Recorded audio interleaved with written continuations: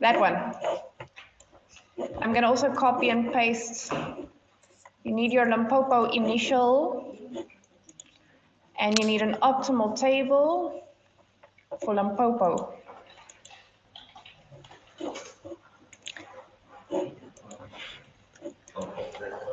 Limpopo. Limpopo furniture, yes.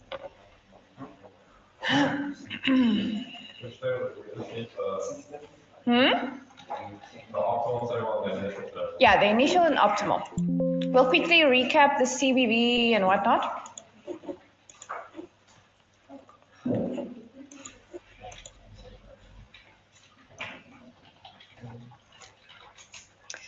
Yes, I think just check the study guide, but I'm also sure about it being next week Thursday for the summative. This Friday is your next class test. Yes, class test 2. And then next week is on a Thursday, so that we get some time to mark. Yes. Het vat 11 secondes om een letter te Wait. Really? No. Is it only you or everyone? Ik weet het niet, ik heb uitgedrukt en het was ik 11 seconden voor me. Bernard, are you in the virtual machine as well? Let me quickly.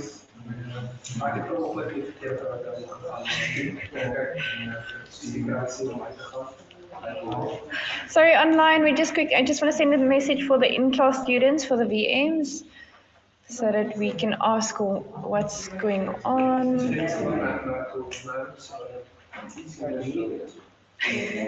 But it's nice to do it with it, you know, to make your notes. We are in Omega, right? Is in Omega. Acting slow.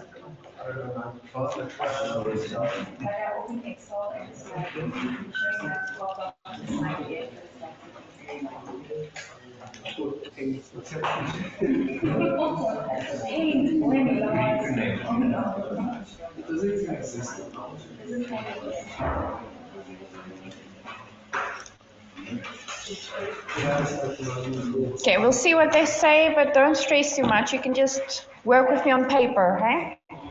Is that okay? But I did send a message. We'll see what happens. But please always in right, otherwise we won't know. But I think they're writing tests, so we won't take priority right now. Okay. Yeah, we won't take priority now. It's their writing test. Okay. Fair enough. Yeah, poor Louis needs all the VM he can get. No, I'm just joking. I'm sure he'll be fine. Okay, someone's on it. We'll take a look. All right, online, you guys still there? Just want to double check. You guys still there with us, alive?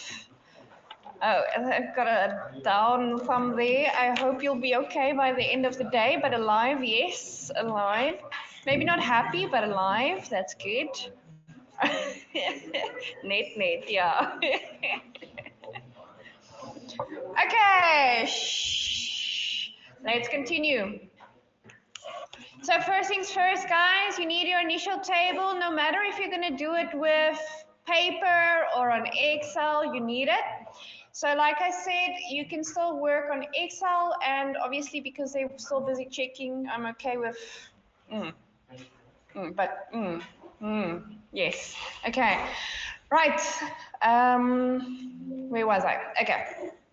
So we're going to first look at LO8. So that's the one where you have non-basic variable columns. So we're dealing with columns number 1, non-basic variables. Where do we get that information about non-basic versus basic? Where do we get that information? Optimal table. So you first have to have an optimal solution. Otherwise, what are you analyzing? So you have to have an optimal solution that you can look for basic or non-basic. So either provided or you had to literally calculate it on your own. I'm just going to go to the optimal table, wherever I had it, somewhere down the room.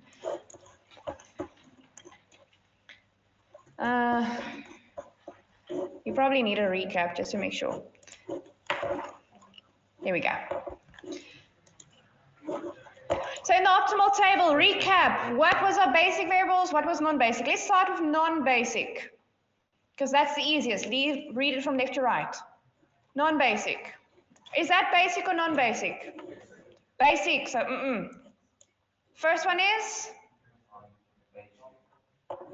basic, then we've got, then, be careful for that E, that means 0, right? So that's basic. Next one? Non-basic? And do not answer me, do you get that?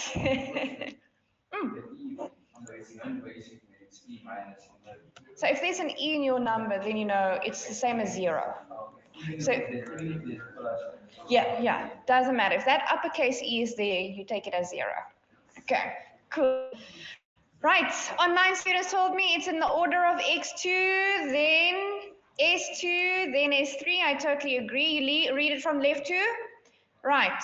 So if I ask you anything in terms of the item that is x2, you have to obviously check in terms of your scenario. Do you remember that? What's x2 about? Tables? I'm talking about x2. Is x2 basic or non-basic? Basic, so it's going to be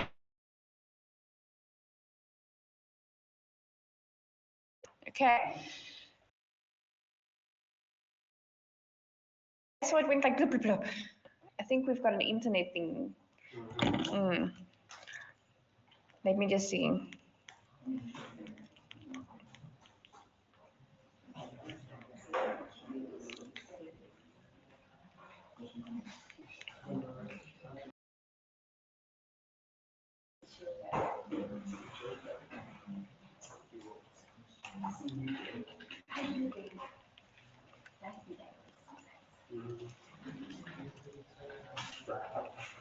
Okay, everything back, online is back.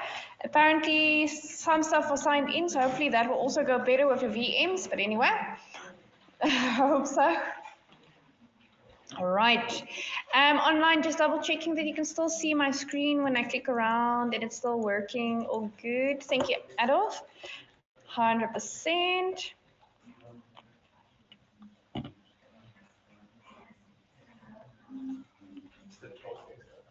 Okay, but someone is on it.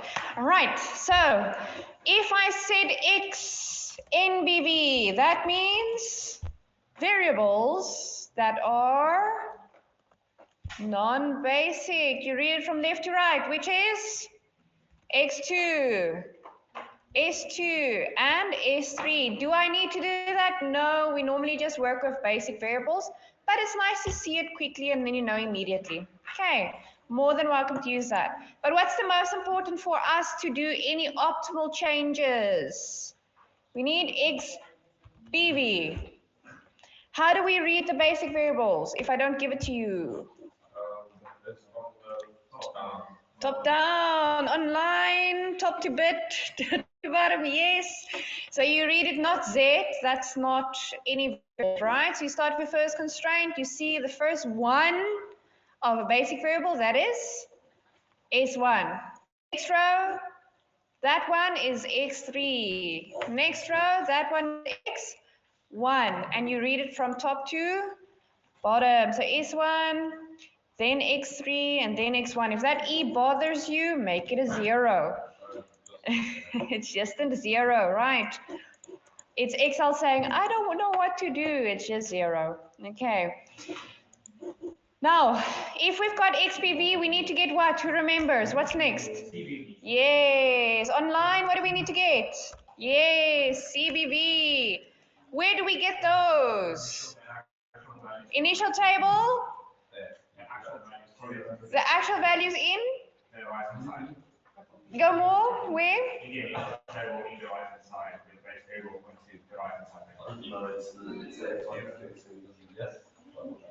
C. Remember CBV. C. C. Where do we calculate C? Yeah, Z. Right. Initial table Z values. Okay. So am I going to get it from here? No. You got that? This is? Yes. We need the initial table. So I'm going to just drag my stuff down there. Or I should cut it where I actually want it to work. That would make more sense. First things first, initial table. What is different from any other simplex? What's different in the values? Yes, the z values are positive in this case. But what did we have to do? Just nothing. The z values we did nothing. Whereas in simplex, you take it over to the left and their signs would change. Right. What else would be different even though we don't have it here? Excess. Yes, remember of excess you have to multiply by -1, but here we don't multiply. Remember that, that would mess up everything else. Not too much, just slightly, so that you don't get marks. I'm just joking, sometimes it messes up everything. Right, but very important that you also remember, what do you do if you've got an equals constraint? Split it into two. One constraint will be less than, another one would be greater than. Less than gets slack, greater than gets excess. Please double check that you've got that information, otherwise you're going to be stuck somewhere eventually. Right, Petrus, very well done with those fast answers there online. CBV, you get it from your C's. In which order? S1, do you get that? Not non-basic. CBV is basic variables. Do you get that? So it's S1, which is just 0. Select them so that we can auto-update them later. Then it's X3 is 20 there. Thank you, Malenka.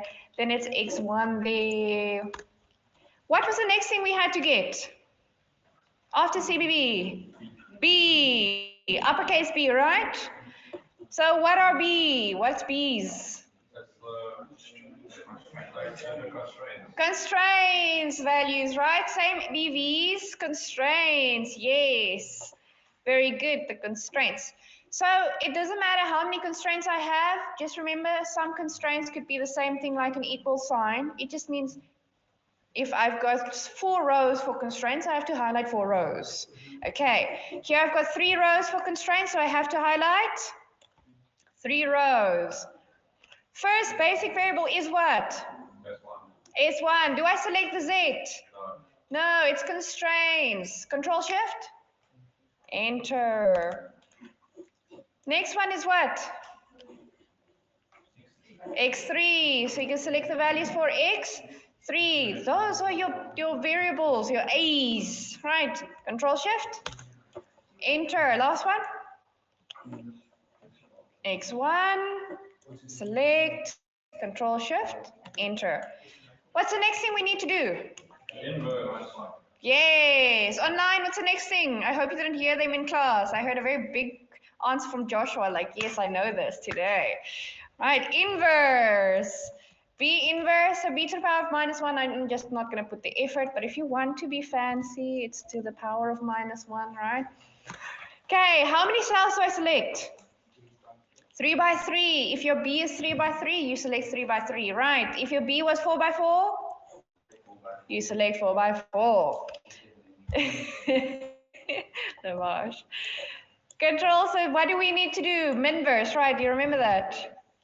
M inverse, matrix inverse, Control Shift, Enter. Okay, so once we do that, we've got the last step before we can do analysis, which is what? Yes, online CBV what?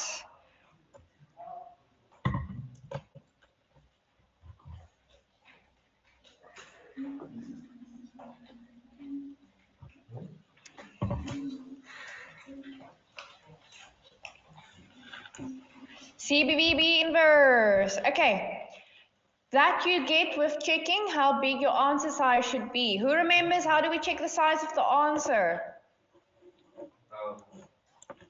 It's like the 35 and then 1 by 3. Yes. So you had to check the size of your two matrices in the correct order, right? It's CBV, then B inverse, not the other way around. What's the size of CBV? 1 by 3. I'll use my pen to be dramatic. What's the size of the other one? Then you take the outer two values. What's the size of our answer? So what do we highlight? 1 by 3, right.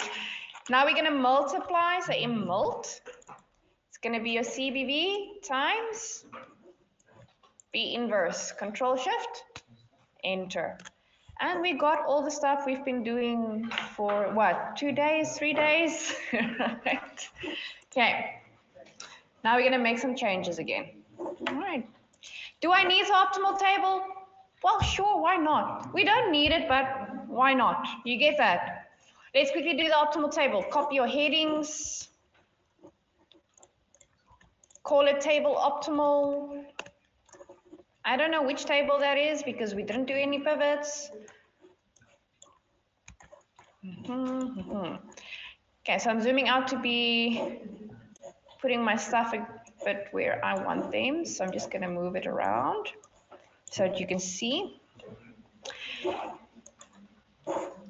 The C's get calculated by that formula.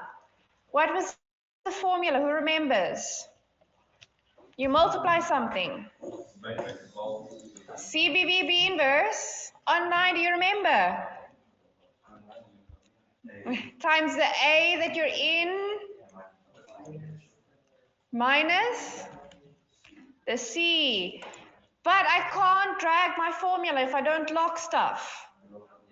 Yes, we have to lock this CBV inverse, right? B inverse. Why? Otherwise, that's going to move to the right, and then it's not going to be 0, 10, 10 anymore. So that first one you need to highlight, and F4. Once is fine because you're not going to do dragging down, so it's perfectly okay. Drag that to the right, you've got your Z values. What was the calculation for any B or A's? I gave the answer away. B inverse, right? So that's going to be your B inverse. Remember to lock it, otherwise your B inverse will be shifting to the right. So you lock it, and we multiply that with what? A. Do I have to subtract? Please don't, it's not a C, right? Control Shift, enter. Drag that for your whole table because it will be the same thing for your B as well. I did show you that, I'm not going to show it again, but you've got your optimal table and we can use it. Okay, done. Now, we want to change, I'm going to make it very clear. We want to now focus on these. What are those? Constraint coefficients, right? But yes, these are your coefficients of your constraints, right? It's like 8x1, 6x2, those are your coefficients. Then we have to decide, okay, whatever we change, is it a basic or non-basic? But what am I looking at? Not those. Those were last week. These. Okay, so it's something new, but not completely new. However, you only change one at a time. I'm not saying we can't change more. I'm just saying I'm not going to show you. Right. So if you can change more, you have to do a bit of research, please. See if you can, or just try it out. Mathematically try it out and see. You saw how I tested stuff and checked it works. Try it. Right, but anyway, that's just looking ahead of your assignment there. Next one, we're going to do LO8. Let's see what they want us to calculate. Are we going to do the range first? Yes, because then we can see the values are inside or outside the range. So we're going to use some pen and paper again. They're asking you for tables, the lumber requirement. So you have to have labels to quickly identify what is what. So guys, when you walk into that test, the first thing you do is you write down the LP somewhere and you make your labels if it doesn't already have. Okay. Reason? I don't want to read this scenario 100 times to figure out what is what. It's going to waste time. I should just go there and be like, oh, lumber of tables. It's this one. You get that? Otherwise, I'm going to have to go back to the scenario and read what is it that they're asking. Oh, they're asking for the lumber requirements for a table. It's that one. Where's that in the LP? Okay, here it is. That takes a bit longer, but it's already longer. Okay, please, first thing that you do is you check for labels. If you don't have, you go make it as quick as possible. So they'll put it in a scenario-like statement. How much can we increase or decrease the number of, was it hours of lumber? No, board meters. The number of board meters of lumber specifically for a table. Now you're going to say, but the number of board meters of lumber for a table, where's that?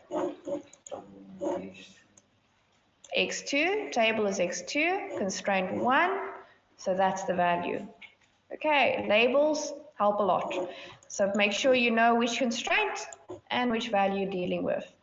If I was talking about how much we can increase or decrease the finishing hours for a table, I'm going to put a delta there. If I'm talking about finishing hours for a chair, I'm going to put a delta there. You see what I'm doing? Quickly identifying, oh, finishing hours, chair, it's this 1.5. Okay, I'm trying to change that coefficient. What about carpentry for a desk? Carpentry, desk, because it's X1. Labels will help you a lot. Okay, so now my statement is how much can we increase or decrease the number of board meters for tables? Is he, me here, where were you? Really? Nice. I think that's a like yay moment. No illegal driving.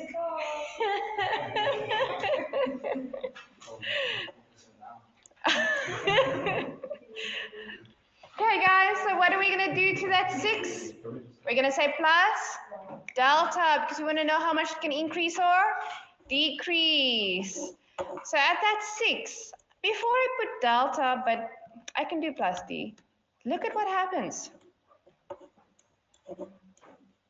I can see what is affected. Do you get that? The C for that A, because A is in the formula of C.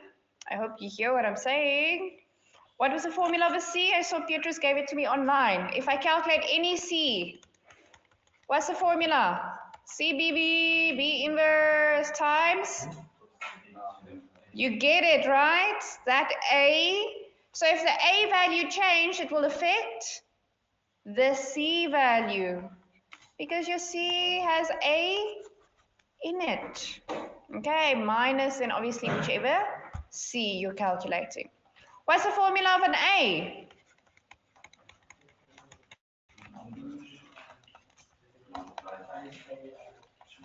Yeah, and because the A changes, that needs to be recalculated. Now the question is, do I need to recalculate every single A and every single C? Well, you can see in my optimal table, no. But how do I know? It's only specifically for X2. So if I calculate C2, take note, which A is included in the calculation of C2? A2 minus C2. What if I calculate C3? Will that be necessary? Same, but this is going to be, so is it necessary? You're wasting time. It's going to stay exactly the same. It doesn't mean you're not calculating, just mean you've got the values already. Why calculate it? It stays exactly the same. So your optimal table, those values stay the same. Right, unless if I have to pivot, but that's a different step. Right. Do I have to calculate every A? A3, will I be calculating A3? What A is that going to be? Did A3 change? No, we're looking at A2's value, right? So please, no, not all the A's and not all the C's. But you can see it very quickly. What do we need to calculate? C2 and A2. Use that optimal table, right? Use it because of that change. Okay. Now let's make the change. We want to make delta. All right, we want to get delta, so we have to actually go and calculate. Do I have to recalculate CBVB inverse?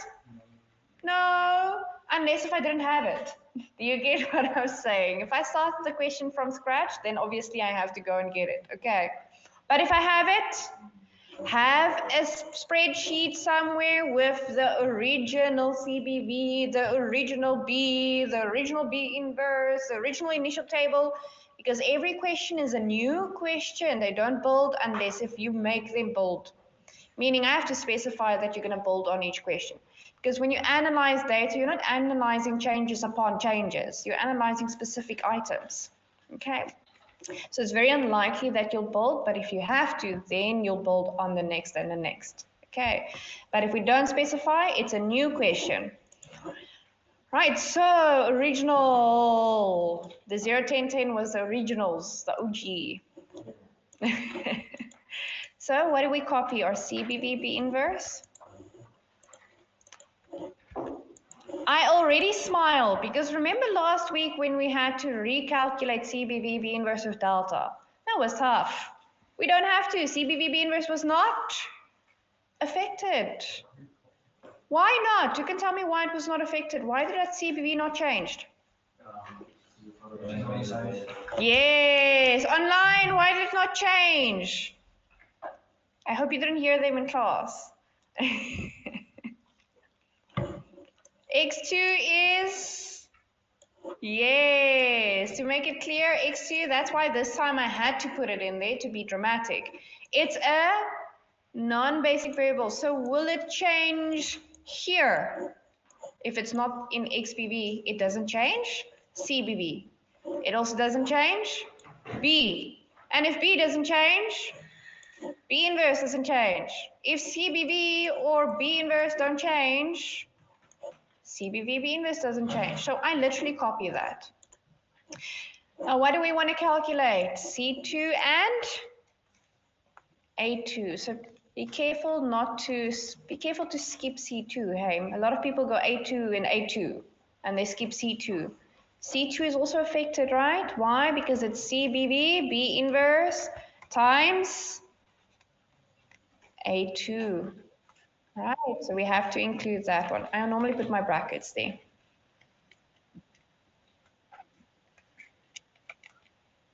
Where is our delta?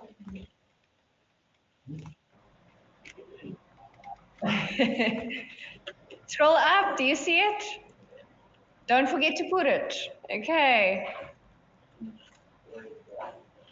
I'm just going to copy and paste here, then I'll rewrite it. But 6 plus delta, because you have to say what you are trying to get the range for. 1.5. Joshua? Just minus 4.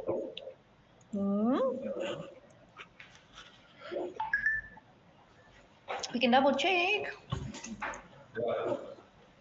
Just check yours, Joshua. Should be 2. Yeah, it should be a 2. No problem. As long as you pick it up, we're good. Okay, what is C2's value? 30. Do you know where the 30 comes from? So I'm going to write 30.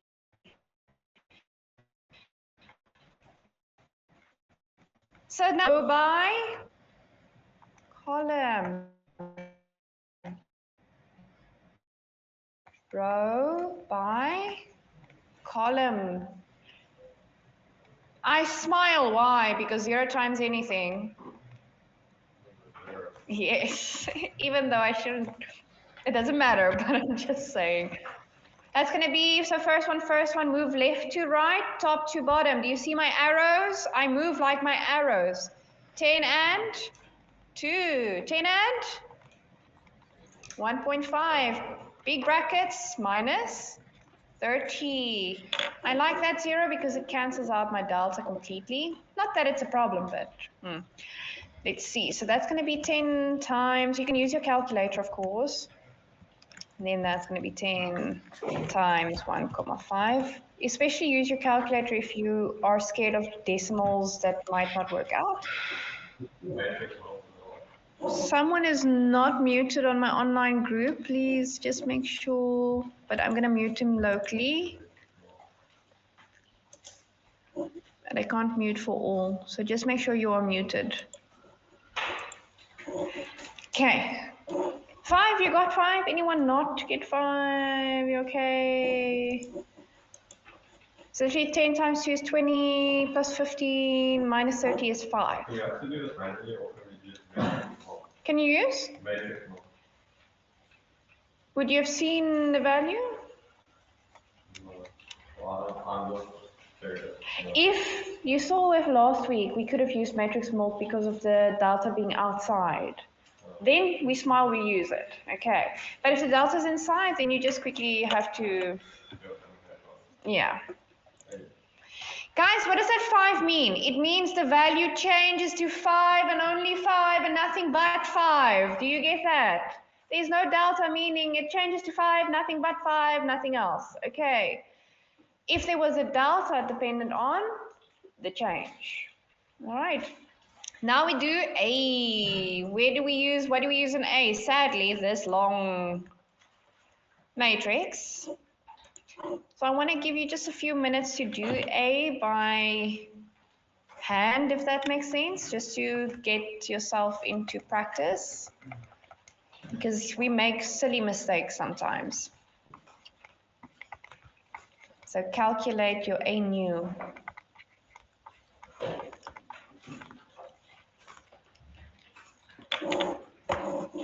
And then let me see on my side.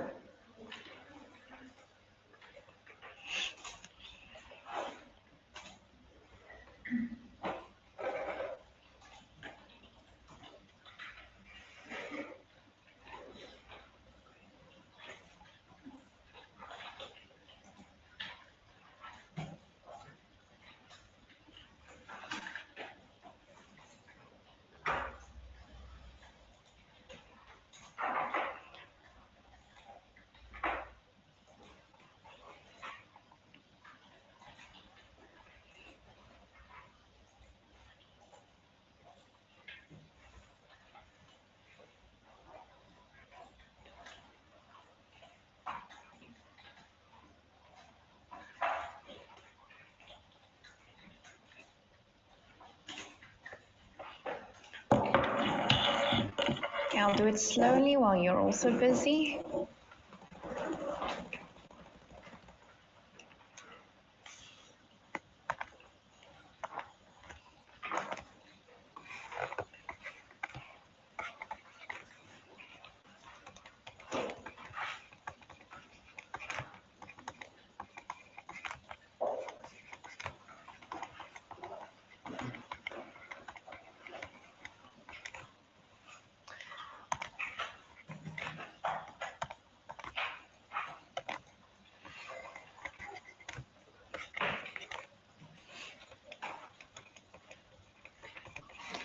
What will help me know if if I should be moving down or right in my matrix?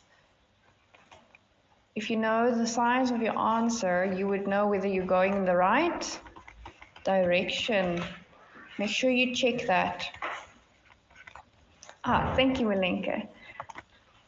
Let me use Ori for the last one.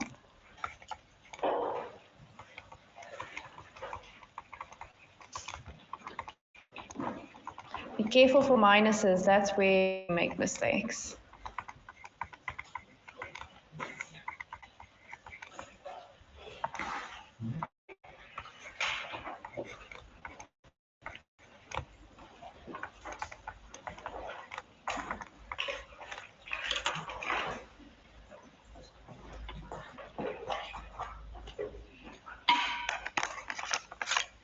Online, what are you hearing? I'm curious. Do you know what the sound is?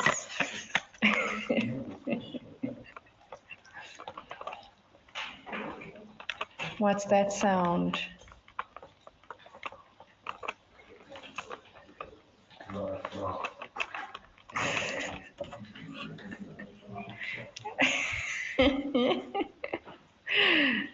PTSD. That was a good one. Thank you for that one.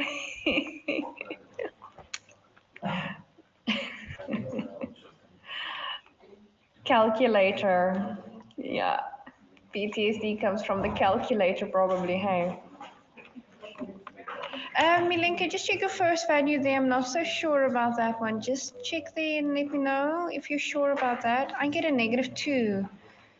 So I'm a bit worried if it's me, or just double check and let me know if you still get the same. Then I can also make sure there. Mm.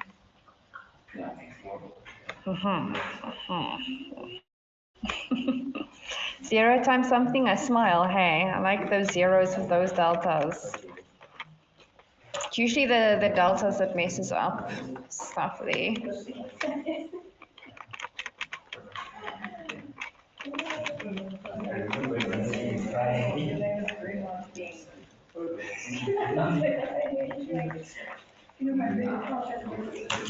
Yes. Yes. Okay.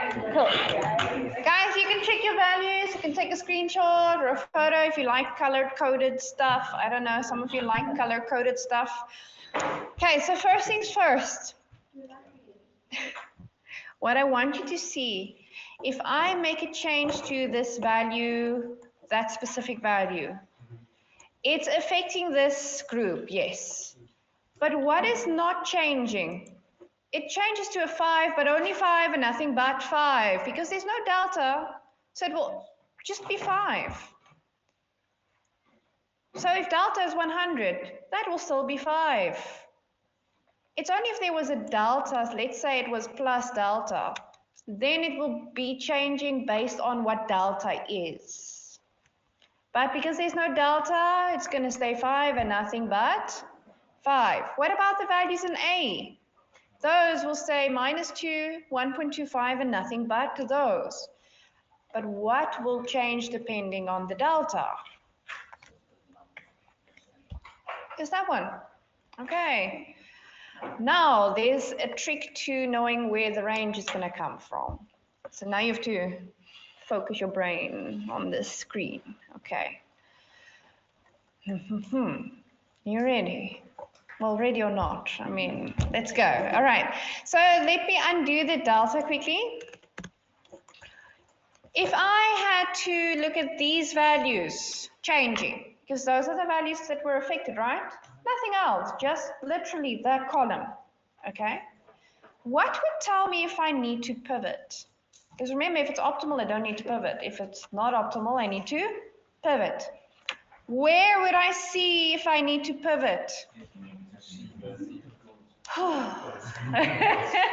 Online, let's see if you can also make my day. Where would we see whether we need to pivot? Am I giving it away with the all-seeing power? The Zetro and the C, right, very good. So guys, you need to look at that value. Does that value have a delta? So will it ever change? Will it become suboptimal? So what is my range? Technically nothing but everything. Do you get what I'm saying? Infinity to infinity and? No. Yes. Why? Because there's no delta. If there was a delta, I'll be calculating my range. No. I just undid the plus delta there.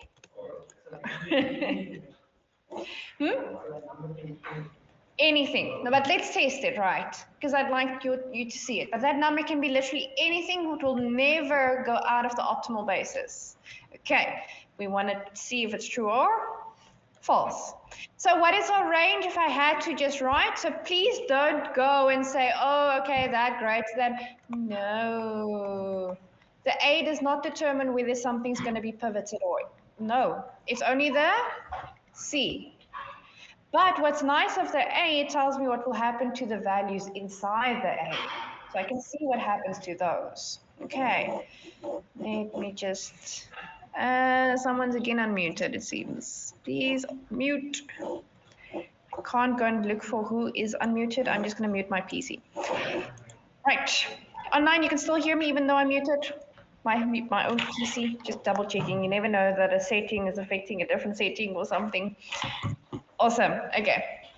Just mute locally on your side if someone's bothering you. Right. Going on, guys. So please don't do that on A. Do it on a C. If there's no delta, what does it tell us?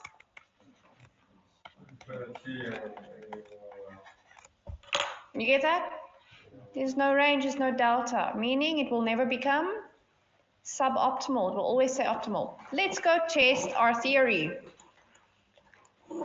No. We're talking about this value, right?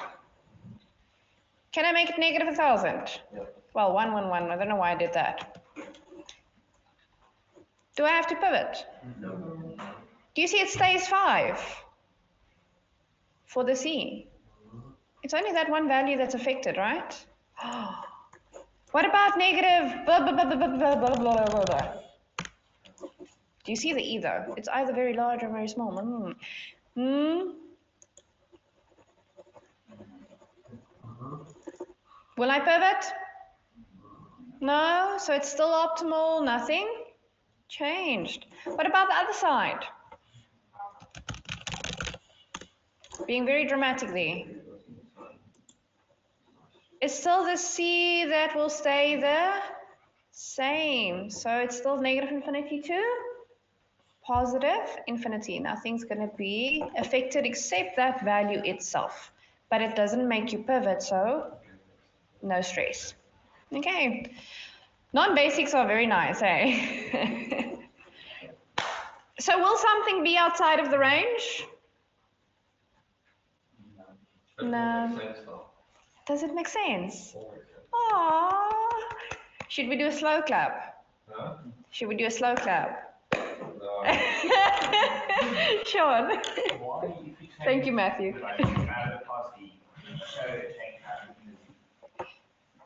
Yes. So right now, it's literally showing you that your value is going to be 5 and nothing but 5. So if I look at the original optimal table, which was this one, the value was 5. So it shows that the C is not affected at all. Even though with your calculations, technically it should be, it shows with that specific lumber requirement, it doesn't make a difference. So just because it's that specific coefficient, it won't work for every one of them, but for lumber specifically, it doesn't make any difference. Okay, cool. Let's see. Okay, so inside the range, I can change it to anything. Do I need to do the steps manually? No. I've got the optimal table, don't you remember? Like I can simply just use the optimal table. Okay, so I just tell you something like change the lumber board meters for, what was X2 again? Was it tables, right? Yes, tables. So change the lumber board meters per table to 18. I take X2, 18. What do I recalculate if I had to show step by step? C2 and A2, X2, exactly. So change it to 18. I've got optimal table. What changed? I got my new values. Will I need to pivot? No, because everything is inside the range. Okay. If it was outside the range, what would you need to do? You would need to pivot. Okay. Let's try a different one. Let's see. I want something with a range, so let me just make sure we've got a range somewhere. Okay, we've got something with a range. Lovely. Lovely. It's lovely. So we've got finishing hours. Is this still x2? Who can tell me why am I focusing so much on x2? Who can guess? Because It's literally the only non-basic X variable I've got, right? So that's why we don't do any other. But if there was other, obviously I can ask you other types of things like desk. If it's non-basic, this is what you do. makes sense. I'm very happy to hear that. Okay, let's see. So let's change x2, but which one was it? This one is now, I think, finishing hours, right? Thank you, Lamash. You are on it today. Like, come on, man. Hey, it's making me happy. That's awesome. So we'll do the same thing for tables, but now for finishing hours. So do you see we put our delta there for that constraint? How did I know it should be there? You go to your LP, you check which constraint is finishing hours, which coefficient would then be the finishing hours for tables, that too. And I go put my plus delta at that too. So this time I go to my Excel and I say, okay, I'm going to put this back to the original because those questions don't build on each other. I'm going to do a new question because otherwise you're having an effect of a change on a change on a change on a change. So what was the original business in the first place? Okay, so be careful to do that.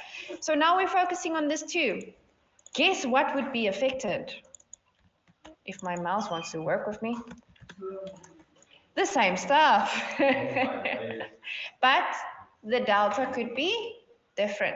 So I'm just going to erase where I want the delta. Okay, so you'll see here where I have 6 plus delta, I'm going to change it to, yes. So it's going to be 2 plus delta. And let's see how that works out. Let's make the changes and check. I'm going to undo that. So if your C doesn't have a delta, remember that's infinity and beyond. What?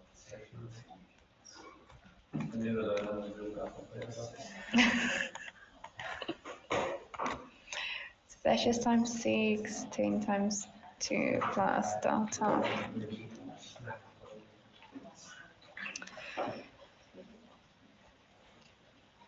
It's still 5, but with a plus. Who can tell me what delta? Don't just say delta, please. What delta? What delta? Remember brackets. Multiply, expansion of brackets. Something delta. What delta? What delta? Look at my values. What delta? Thank you. It's not just delta, it's 10 delta. Your brackets need to be multiplied. Be careful. Hi, Christy. Welcome. I was wondering where Christy went, and then I saw the private message. I'm like, oh, okay. Welcome. Welcome back, Christy. Okay, so at the bottom, we had small minor changes. So let's just make those small minor changes. Some of it will be literally the same, but let's go see. So use a pencil and an eraser if you've got questions like this, eh?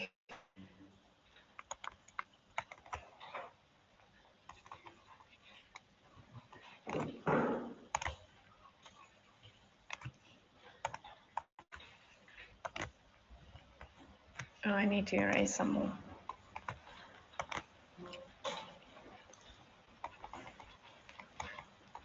Maybe just quickly calculate. Is it raining again? Sure. It's going to be a long week.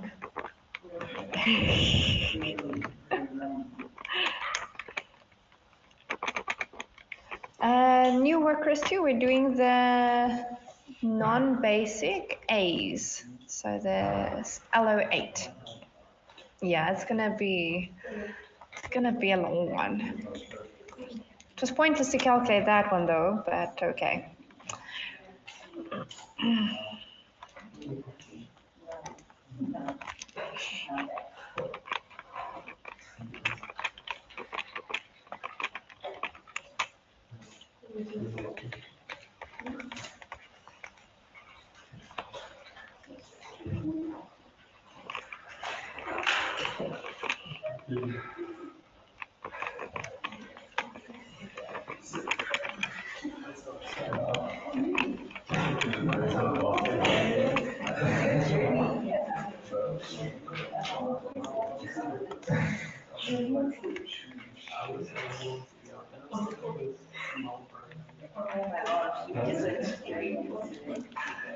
Careful for your brackets, eh? That's negative 0.5 delta. Don't fall into that trap. That's where I see students make mistakes.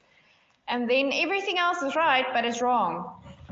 So plus delta there, just to make it clear. Where do I get my range? Yes, C. 2. Jesse, so I've got it here. So that's our 2 plus delta D. Is that what you mean? So remember, we moved it now from the 6 to the 2 plus delta. So we're doing it for finishing hours now instead. And the final 8-2, so if you, oh, thank you, Jesse. Oh, I was missing something. Thank you so much. So that must be a plus 2 delta, right? Make sure you check. Make sure you let me know if you don't agree, if you want to check something. Please, it really helps.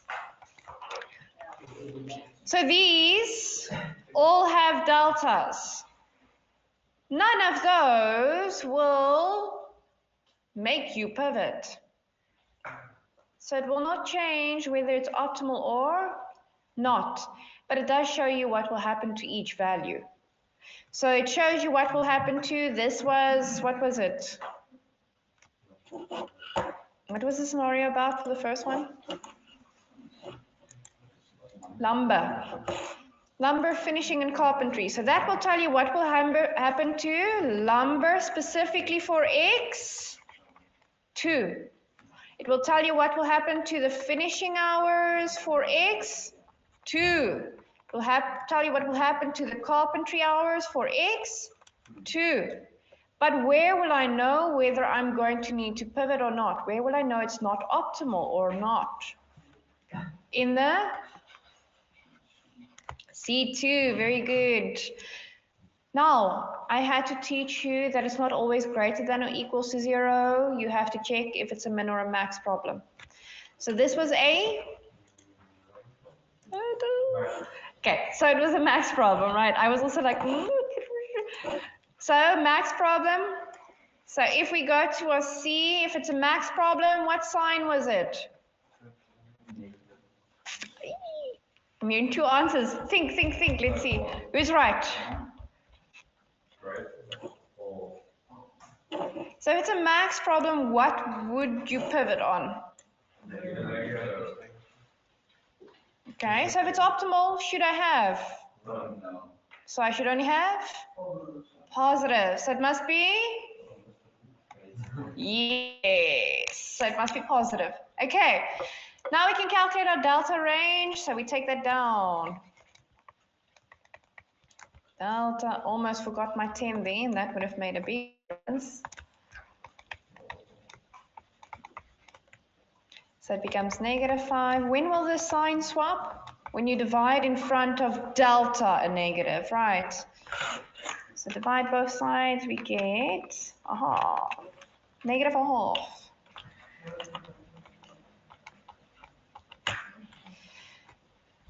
Delta must be greater than or equals to -1/2 to stay optimal, right? But less than or equals to what? Infinity. Okay, obviously some people would prefer you writing it the other way around, so just learn how to do that. If you are unsure, remember you're saying delta greater than, so whichever side the greater than must be at the -0 point. Delta for -0.5, let me show it like that. Okay, so go and play around if you don't remember that stuff from a long time ago. But that's exactly the same. thing. All right, it's like saying divide by -1 throughout.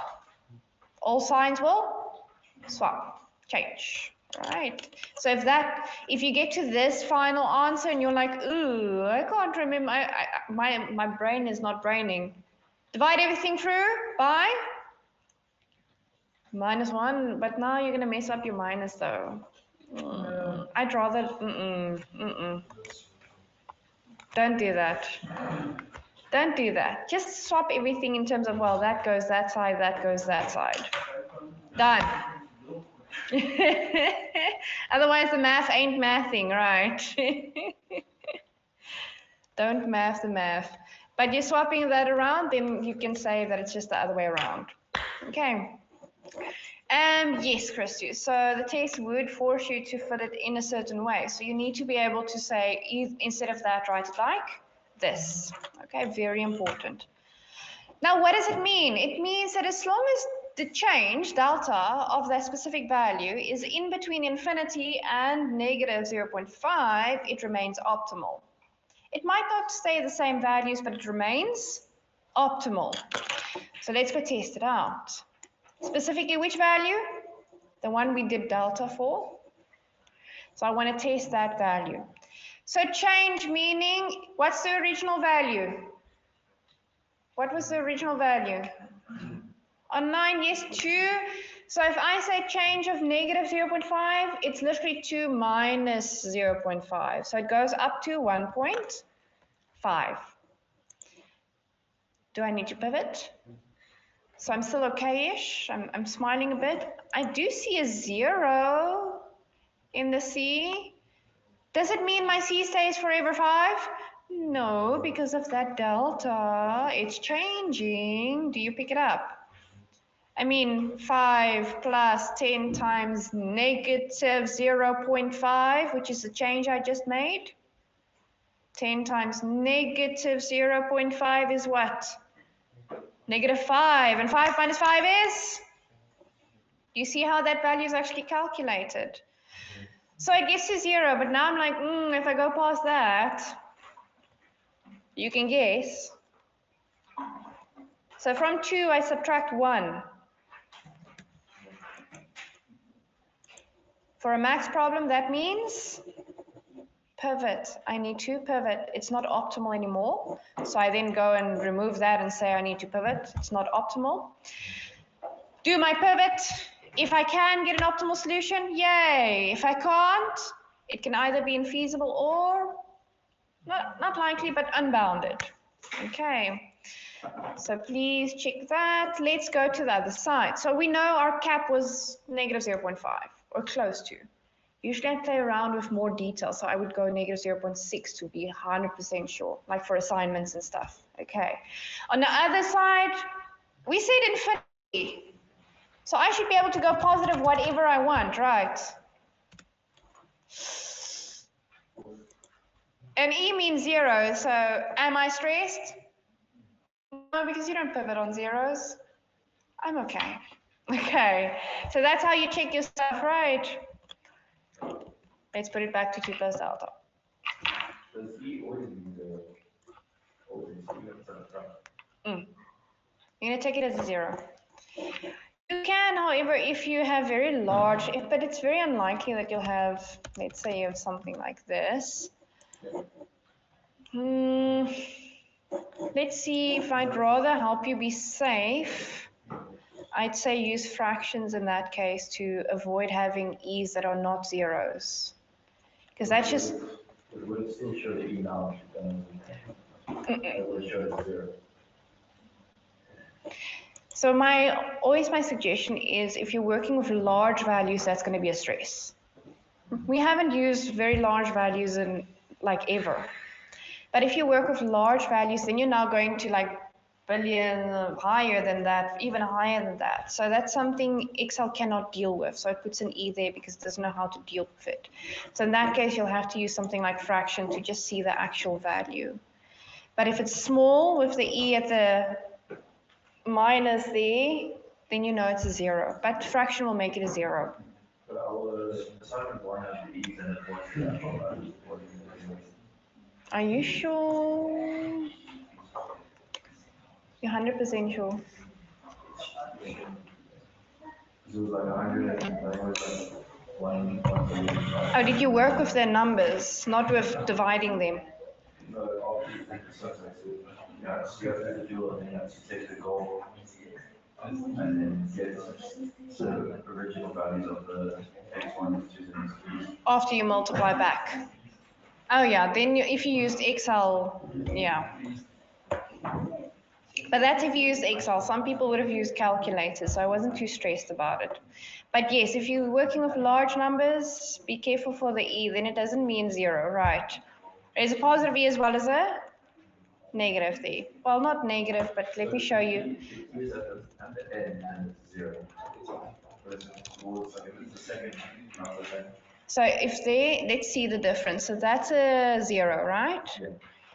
So with a minus D, let's see if we go high number, blah, blah, blah, it's a positive. So if it's a negative, then you see it as 0. If it's positive, then you see it as it's some very weird large number. Okay. Thank you for bringing that up, though. Yeah, like I wish that was my background.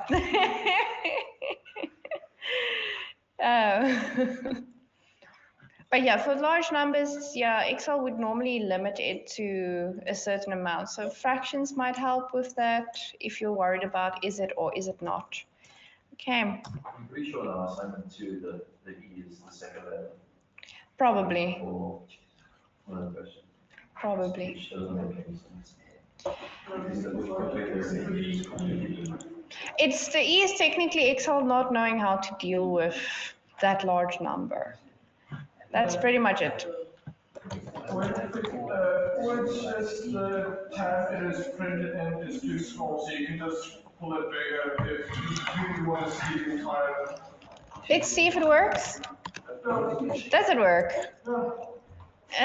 Almost. Almost, but mine is probably old-fashioned, okay? But then if you're not sure, use something like a fraction. Okay, if you see that E, use fraction just to check is it 0 or very big. Okay, but you saw the plus, big, negative, 0. All right, we just haven't used such large numbers in a long time, that's all. But assignments, Right, let me see, what does that mean? Infinity, okay, any amount, it's just for our scenario, it wouldn't actually go that large. Let me see. So if I now ask you a bit more specific, we know that this was tables, right? You know that this was finishing hours. I just want to be 100% sure there. Yeah, so finishing hours specifically for tables. So a question like that could end with, let me just go back here. A question like that would end with something like, if we change the amount of finishing hours that a table can use to decrease it by 5, will it still be optimal? Decreasing it by 5. Look at your range. Yeah, it will be. It's the positive range. Decreasing. Decreasing. Then no, that's suboptimal. So you have to then first see and pivot to see if it will be feasible or not. But quick check, no. Right. If it's an increase of 5, like Sean said, then yes, because then it's inside our delta range. Okay. So be careful for my wording. Hey, like read carefully. What am I asking? What do we want?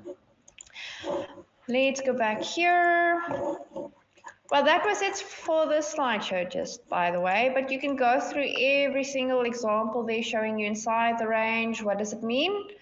Outside the range. Let's do one of inside and outside, but you can go through the slides for other examples. Okay, I'm just not going to go through the exact same stuff. So I want us to change that specific value of finishing hours to something outside the range and see if it's going to become optimal or not. Okay, if it's inside the range, what will happen? Will you pivot? No, hopefully not. I like that. Hopefully not, right? It stays in the range. So if I told you change this value to increase of 5, like we said, Sean, 2 plus 5 is? So I give my values in the optimal table and I'm done. If I ask you for any other values, it's just copying the optimal table because nothing else changed. Okay, the only thing that changed is x2. And will I pivot? No, because it's positive change, right? Now let's change it to something that's not inside the range. So let's change it by -5. Or let's be dramatic. Decrease it by 100. There we go. Let's see how that is going to change. So go from 2 and decrease by 100. It's going to be minus? No, not minus 102. Minus? Thank you. Starting at 2. Let me do this. 2 minus 100. You got it? Okay? That was a blonde moment for a few of us. So what changed? Okay, we have to pivot. Do you see that?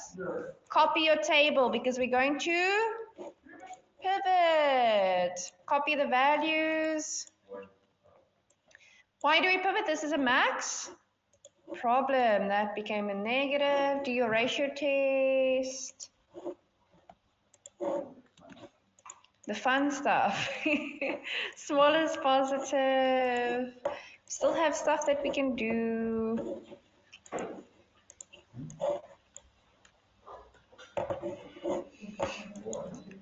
Richard, technically you won't change it to something like that. I just went very random. That's why I said you can look at the slides for legit examples. But I just went very off random to see what will happen. Okay, but you won't change your finishing hours to a negative amount unless if you say that someone worked overtime before I filled in my data or something like that. I can come up with something, right? But right now, no. It's just a random value that we're testing to see what's happening. Is it?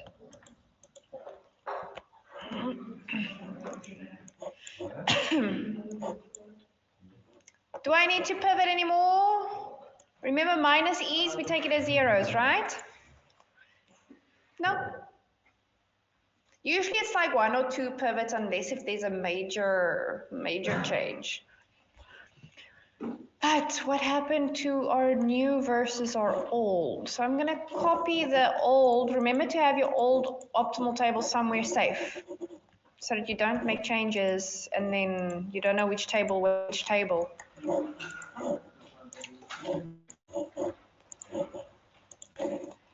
Okay, so this is the old one.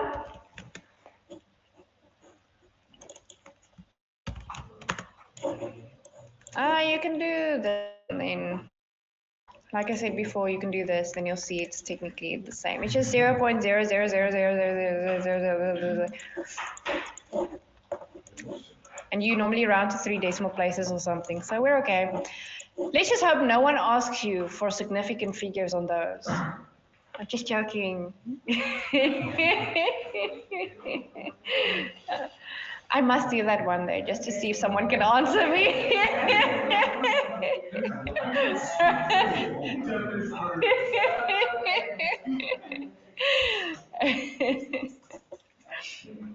Significant figures, trauma, yeah. But guys, significant figures, I'm bringing that up again, right? Like, you never know when you might need to fill it in like that because of those zeros. Hey, if we have a lot of zeros, it's pointless for me to ask you 3 decimal places and you give me 0. Like, It would be pointless me to type 0,0000. But I won't give you 0,15 zeros, okay?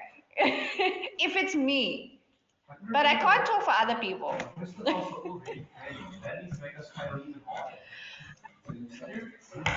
It's just zeros. Why are you so scared of zeros? like that. But my stupidity knows no bounds. You guys are funny. Sorry, I think I missed some chat messages there. Yeah, so they're technically not zero, but they're so small, you can take it as zero. It does affect, but not, how can I say, if it's so small that it's zero, it's not going to make a big enough of a difference to affect anything um, immediately, like directly, if that makes sense. Let's see. Guys, what happened? From old to new, this is a max problem, right? So just put a note there that this is a max problem. Which table is better, new or old? New, because profit increase. Yes, Linka and Matthew, very good. So our profit increase, we like it, but it's a very weird change. Do you get what I'm saying? So you went with negative finishing hours for tables, which is like, where did you get those hours from? Right, like how did you go opposite? Yeah, like did you even work? Like, someone paid someone. Maybe corruption, probably, but we won't talk about it, okay? It just shows that we've got some increase. This just shows that the less work you do, the better you do. It seems like it. I feel like I proved a point I shouldn't have proven. But yes, it's still useful to the company apparently. So I don't know who that guy is, but we need to investigate, right? But either or stuff like this tells you need to actually look into. Do you maybe not have enough constraints saying what's happening with that? So maybe that specific coefficient doesn't have such much of a difference on the rest of the constraints.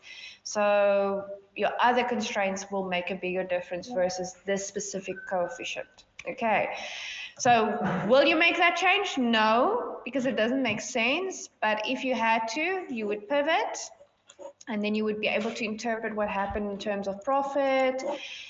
X1 used to be produced, now not anymore. X2 was not produced, now it is produced. So now X2 is actually feasible to produce. Why? Because it's got a negative amount for a constraint. That's nice. I mean, your constraint is less than or equals to, so a negative is even better. Just weird. Right. X3? But now. No. Yeah, yes? No. Just be careful not to go the other way around, hey? How much slack did we have left? 31. Point what do we ask, right? Other one? 24. So for lumber, because S1 is specifically lumber, if I now ask you more detail. So if I look in terms of lumber, from the previous old table, we used 24, but we increased the usage of lumber. Do you see that? We use more lumber than we did before.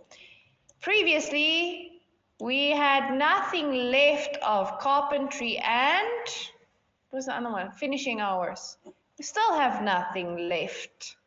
Okay. So if I ask you specific, you need to be able to even check each and every basic variable, non-basic variable. Okay. Don't get confused from old to new. Put labels. All right. So X3 was produced and now it's still produced. How much? Be careful for those E's, hey?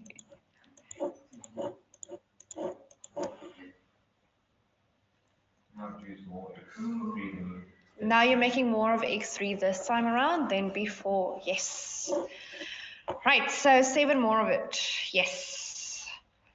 And then what else? More of new table with X3. We produce more of the new table. Oh, yes, yes, yes. 7 more of it. 15.8.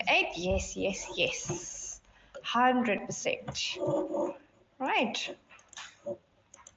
Let me go back here. So obviously change it to stuff that makes more sense, like in the slides, right? Then you can see what will happen if you pivot, what happens, new versus old. Then obviously the more exercises you do, the better. And what I'm suggesting is the more exercises with words in it, the better. Don't just go and say, I'm calculating x2 of this one. Why? What did they ask? Does they ask for a range? Did they ask for a change? What did they ask? Because you should not be doing everything. You should know what specifically to calculate so you don't waste time. That's the whole idea, because you have to be efficient as well. Okay. Next slideshow. Let's close this one. LO8. So you'll ask me, where is LO9? That is your problem. So LO9, I'll tell you where it comes from and what's the idea there. So you have to go and figure out to see how to calculate for A's again. For A's again, you hear what I'm saying? We did it just now, A. But instead of non-basic, basic. But why? Because I already showed you how to calculate the whole table. And what will you do if a B changes? The whole table. So if I go and I change something there, 8 plus delta. B changes. Which changes? Every formula will have, what's that? It's everywhere, right? Obviously, I just have to re-drag my stuff, but it's literally everywhere. Usually that we leave for like assignments and stuff to avoid it in a test, but you need to be able to know how to, if someone asks it. But luckily there's no thinking, because when you get a B, you just literally have to calculate everything. There's no thinking which pieces or what. It's literally the whole table like we did in day one. Okay, that's why we skip it, because we did the whole table already. You just have to then suffer through deltas if you had to do a range. No range? I mean, make the change. You've got your optimal table. Just base it off of the correct cells, otherwise you've got a problem. Okay, so there. Yeah, imagine that by hand. It's painful. But you'll be okay. Yes, Christy. I think you'll be okay. I believe in you. Or should I not? I want to believe in you. Why did I do B inverse twice, guys? Like, what happened there?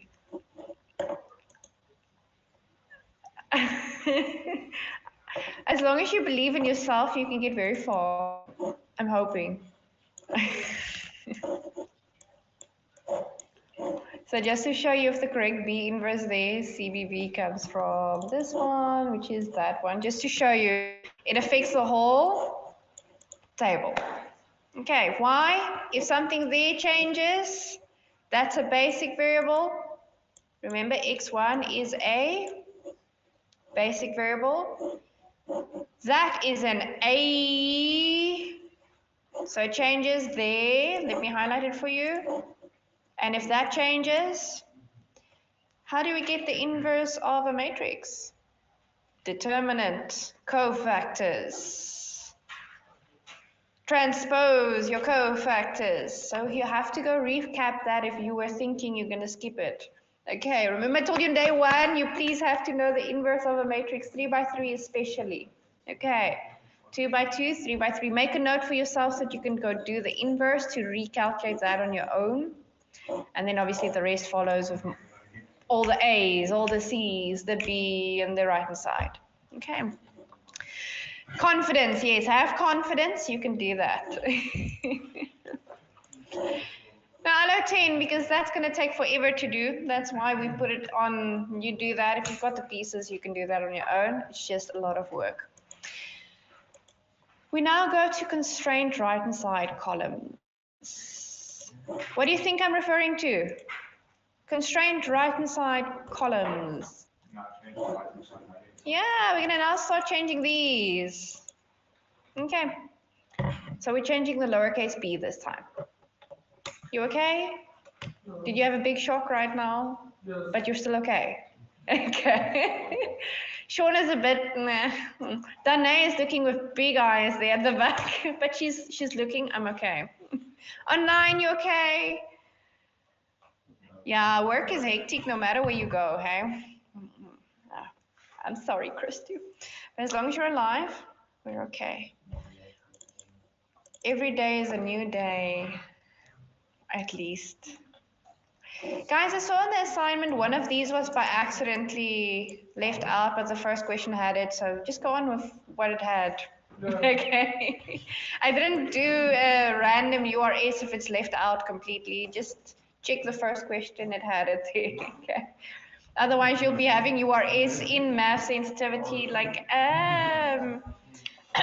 just a heads up check. But I'm gonna go change it. I don't know if it's gonna update. That's the problem I have. Okay. But in question 1, it does have this x3. It's just not in question 2, which follows. Okay.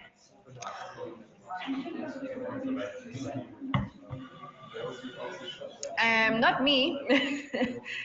But yeah, it won't matter who says it, but it's not me. Barely. Yo. Okay.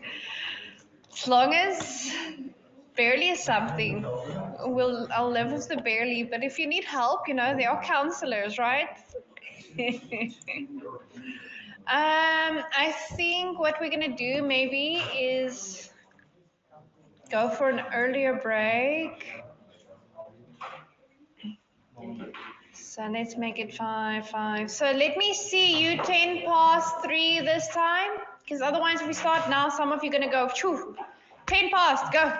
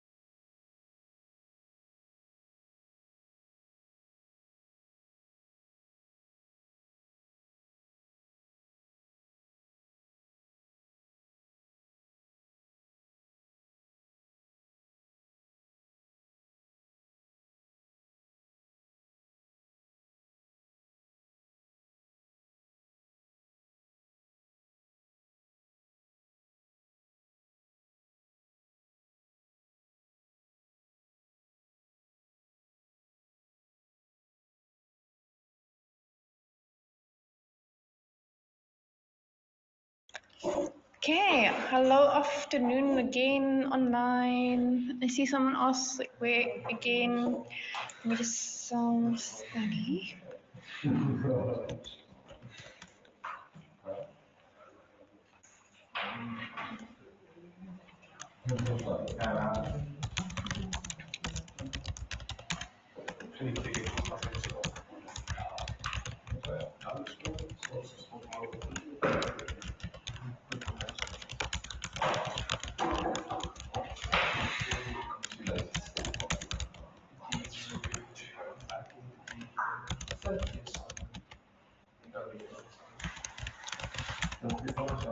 What slides were we looking at before with the furniture problem, where you're showing us the example? Wait, what? What slides were we looking at? Was it slide 11? The one that we were doing just before now. Yeah. That was 8. 8? Yeah, we're now on LO10. All right, online is back. Thank you, Bianca. Are you still, guys, still able to hear me and see online? Okay, so there we go. Let me just check. Sean. Did you want to say something about audits this week? Online students, just give me 1 second.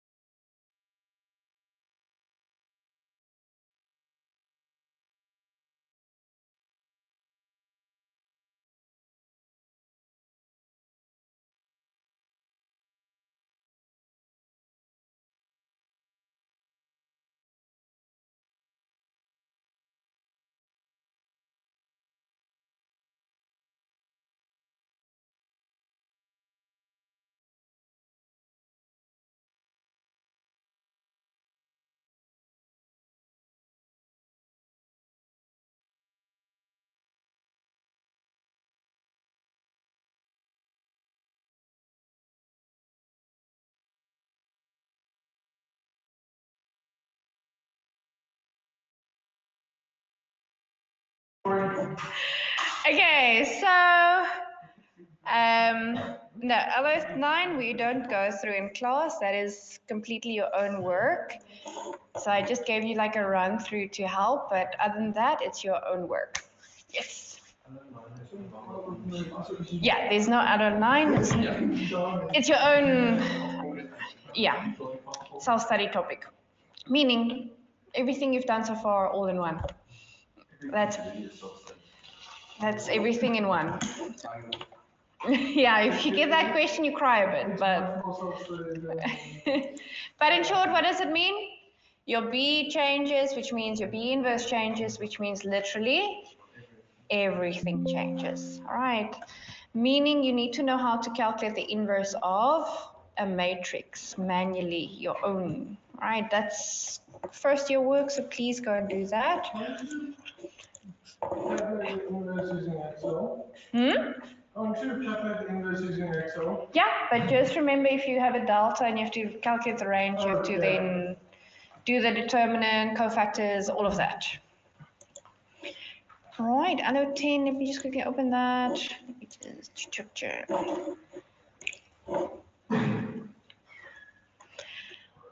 Okay, so let's see if they want us to change that value. What would a question look like? So I'm just going to go back here. So they can ask you something like, how much can we increase or decrease the available lumber? Am I saying X2 specifically? One side. Okay, so be careful. There are some constraints that we have that are literally based on the amount of items.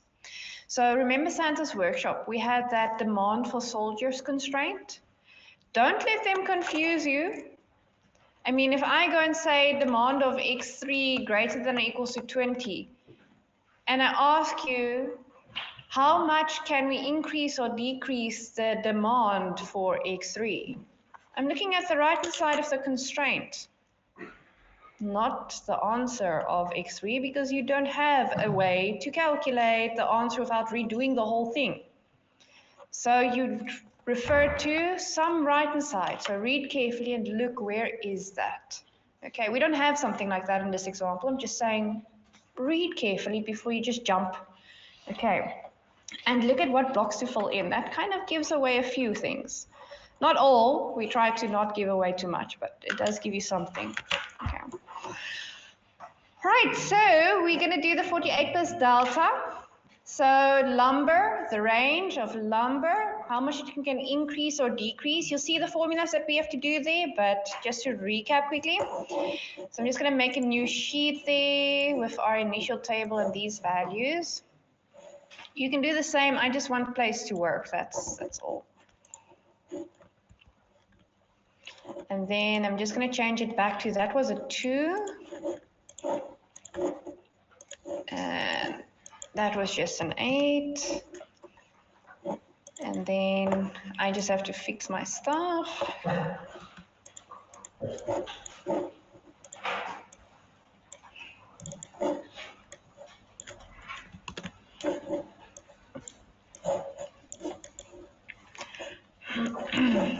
Okay, so we're checking now the lumber right-hand side. So that one, we're going to plus delta. Quickly check what happens to our final table. Look at what's affected by our final table. It's literally your right-hand side Z value, as well as lowercase b. How do I know it's those? So if you check your formulas, remember C is literally any C that you calculate, that's CBV, B inverse, times that A minus that C. We are working with changing a value that is lowercase b. Is lowercase b in that formula? So will I recalculate it? It's not going to change. However, how do I know it's not in CBV or B inverse? B inverse comes from A's. Sorry for clicking the Z there. A's. Lowercase b is not A. An A, literally. Okay. CBV comes from C's. So do you get why CBV or B does not change? So these will stay exactly the same like we normally did, but lowercase b is the one changing. So will I recalculate any C's? No. Will I calculate any A's? No. On 9, will we calculate any A's? No.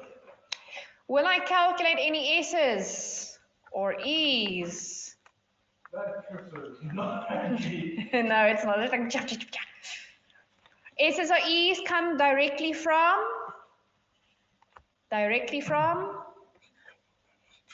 CBVB inverse. So will I do that? No.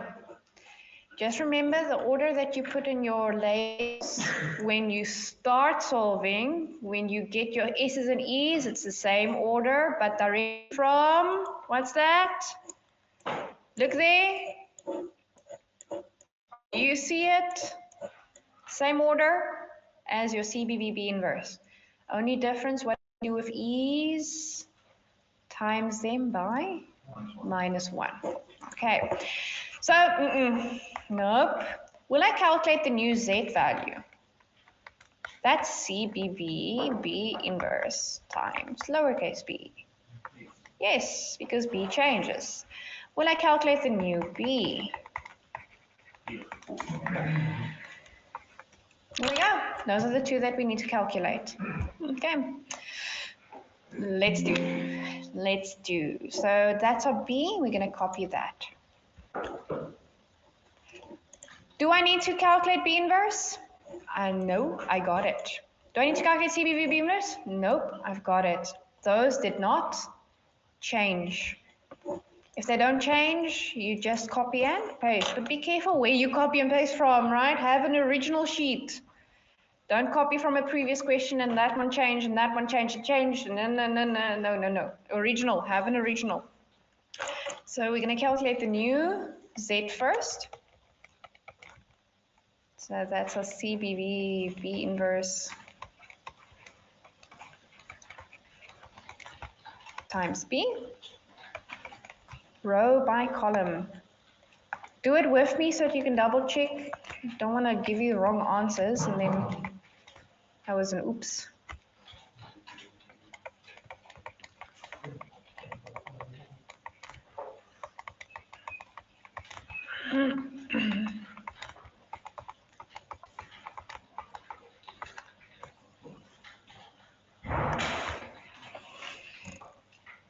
$280.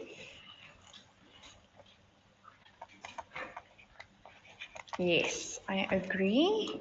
Stays the same. Very good. Calculator B new. I'm just going to copy and paste that B inverse because that's terrible to rewrite. But I'll give you a few minutes to rewrite it.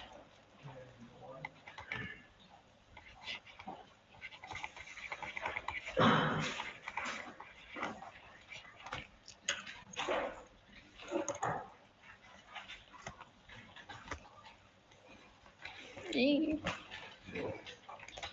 That almost went terrible.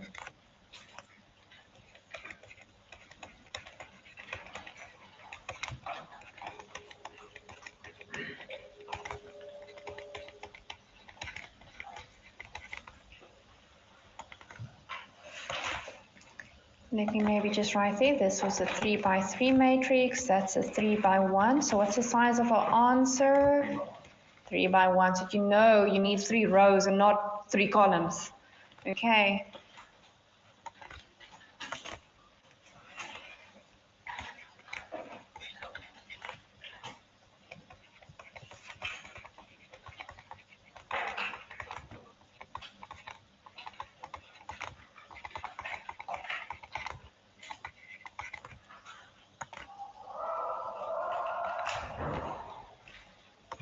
What is happening on campus? No, we don't ask questions. That's fine. Are they playing pool or something? I have no idea, and I'm too scared to ask. If it gets louder, just close the door so that we don't get affected. Apocalypse or something.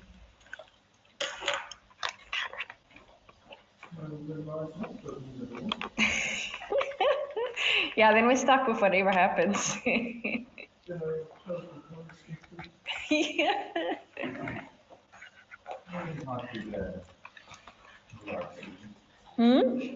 Climb through the what?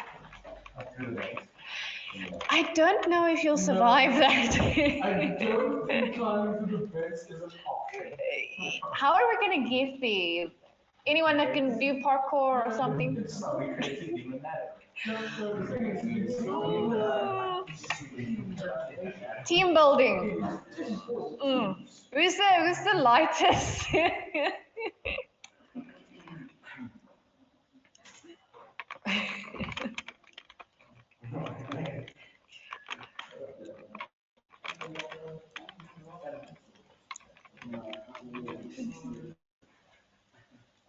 Bilenka, 100%. I agree with your answers there.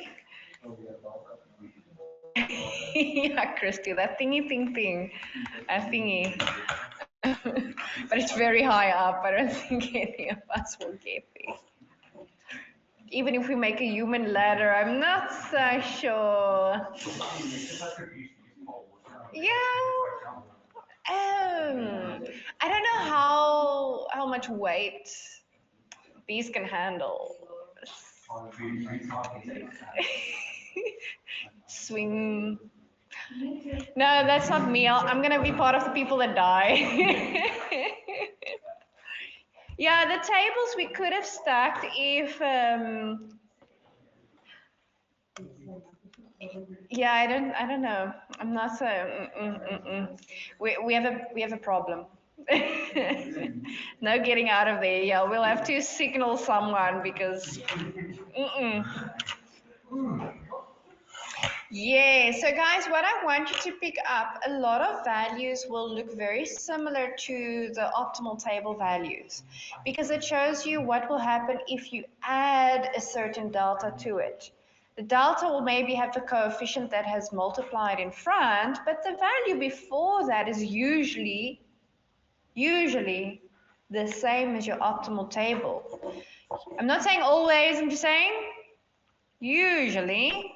So if I go and just change that to 48 again, what were the values? 24, 8, and 2. But it tells you where the delta will fit into those values. Okay. But at least if you don't know anything, fill it in, right? Fill something in, try something, okay? But it's not that bad. At least you see now it's just a lot of work. Okay. But don't calculate everything. Remind yourself, if I see something change in the B, only calculate those. If I see something in the C, calculate those. If it's basic, if it's non-basic, do this. Okay. Then you kind of study it like a pattern.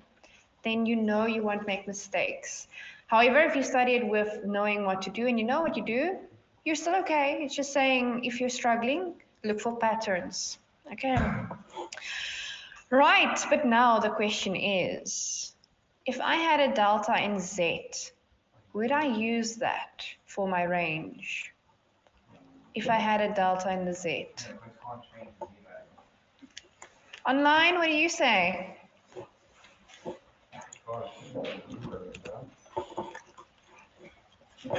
If I had a delta there, will I even pivot? No. So that will just tell me what happens to Z. But I won't use it in my range because you will not pivot on the Z value. Right. If you pivot on that, I don't know what you're doing. Okay, but just in short, you can't pivot on a Z value. You pivot on what? What are those? Right hand side constraints. Right, you only use the ones, yes, from the constraints. So if I get a delta on that, don't use it in the range. It just shows you what happens to Z. You do.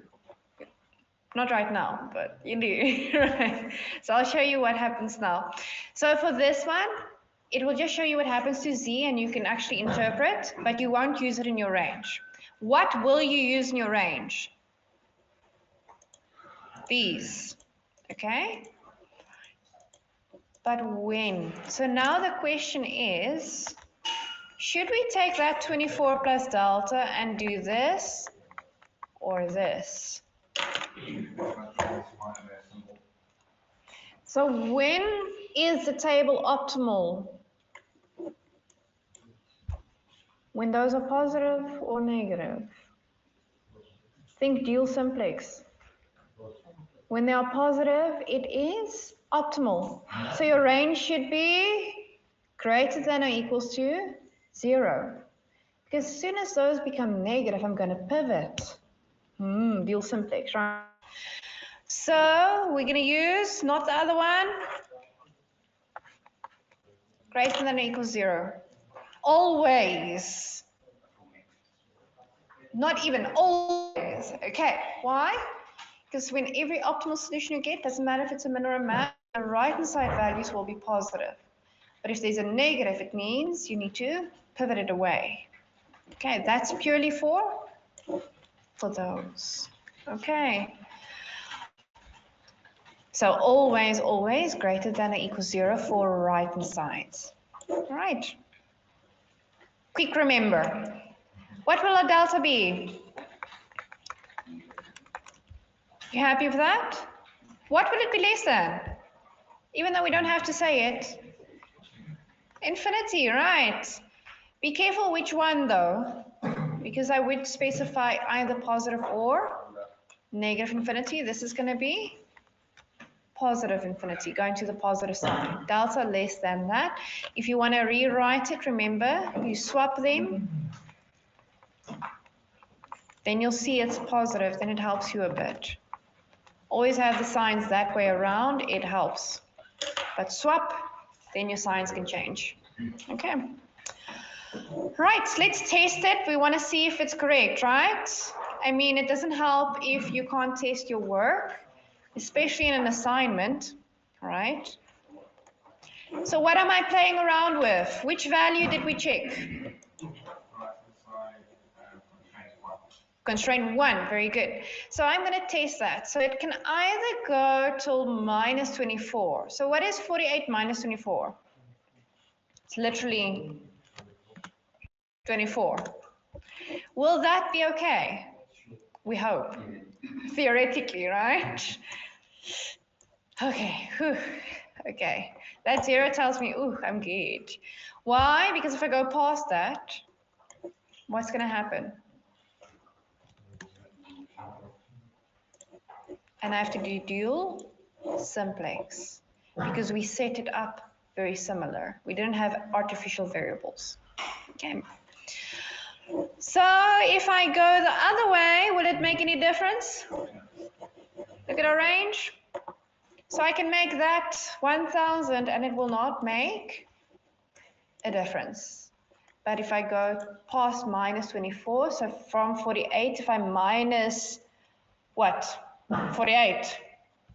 It's going to be 0, right? Is minus 48 in my range? So I need to pivot. Okay. If you make it a negative, so minus 24, but now there's no other negative value whatever, you just say the outcome is feasible. Yes. So Sean brought up something very important.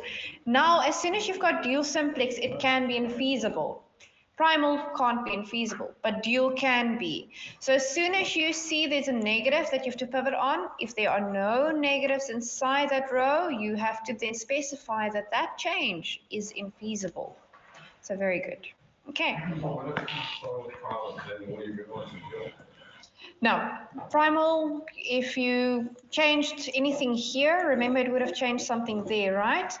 But if you've got dual simplex works in 2 phases. Dual and then primal. Never again. So you're going to do your negative right-hand sides, then you go back to primal, you do your primal simplex, but you should not get negatives again. Okay.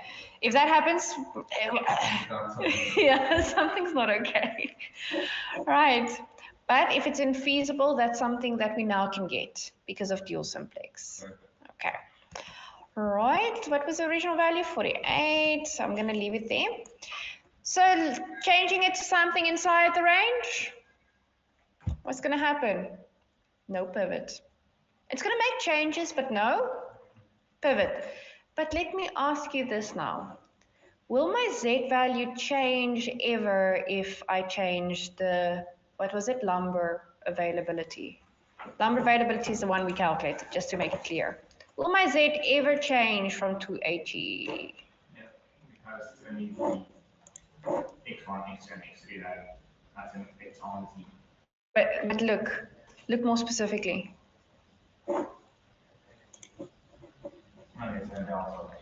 Exactly. Online, I want to see you guys also. Here.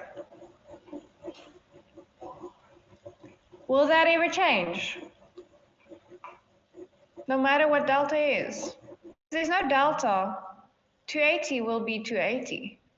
It's only if there was a delta, then that 280 will change based off of what the delta is.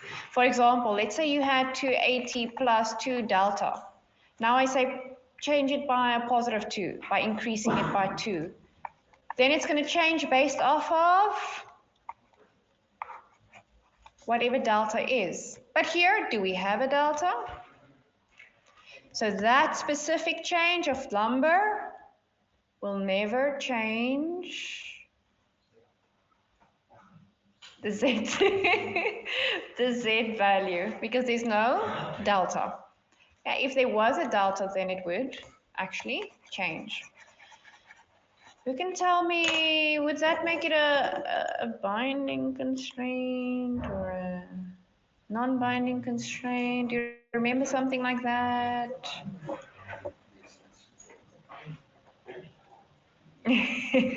See people answering a bunch of things. What was it in the beginning when we started? We had to recalculate, wasn't it? Oh, we didn't. In the other slides. But what's the optimal solutions? So you go back, it was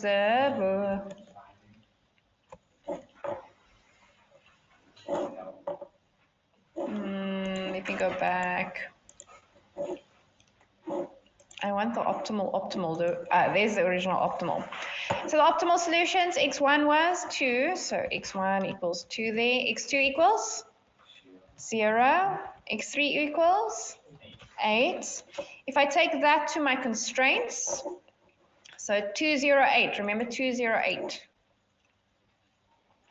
208, substitute.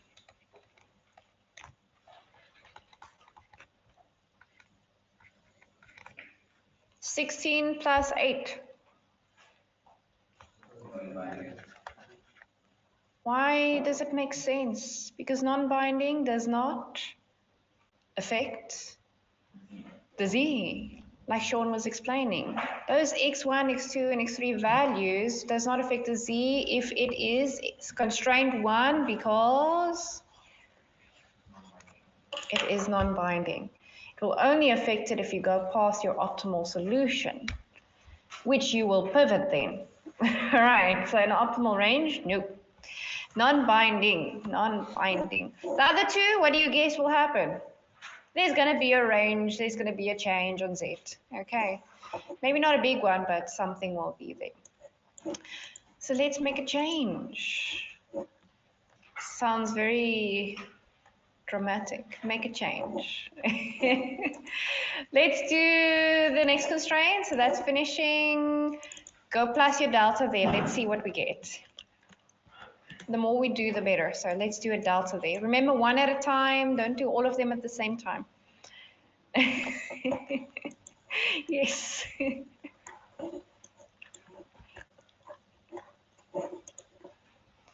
I am so not writing everything over, so sorry for whoever thinks I'm going to do that. That's usually the same. Oh, really? Yeah, sure. I mean, it's your notes. Just as long as you know what's going on in your notes, right? If you want to be Yeah, that. you think we got what's going on in this subject? Well, I'm hoping you know, says the one answering questions.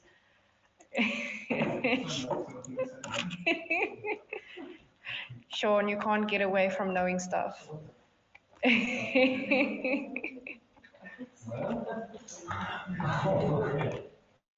Oh, my turn.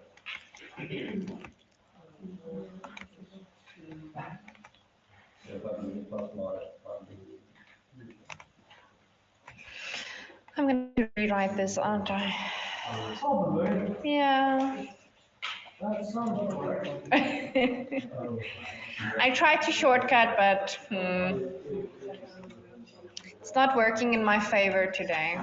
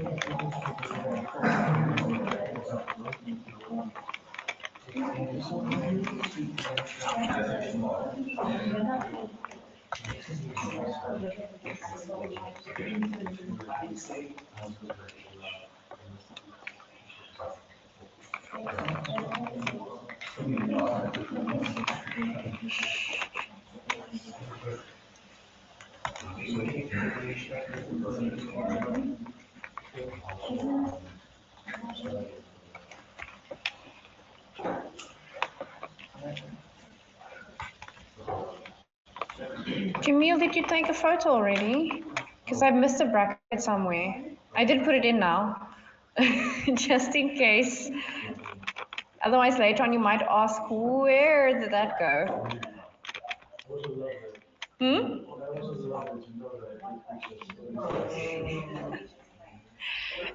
It's your notes.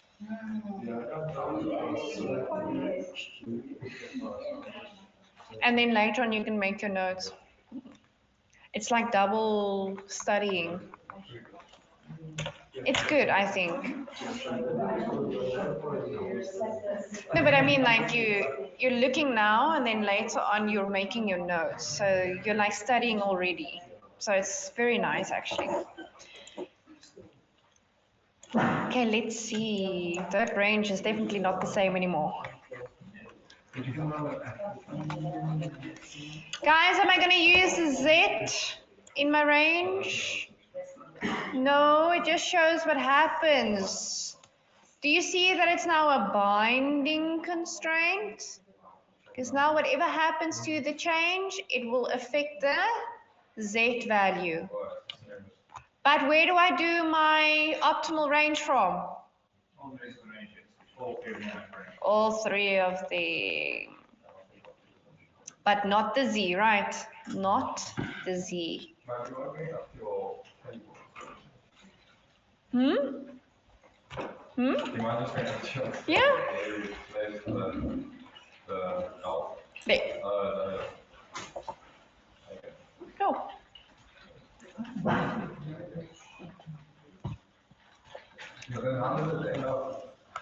Hmm? Got it? Okay.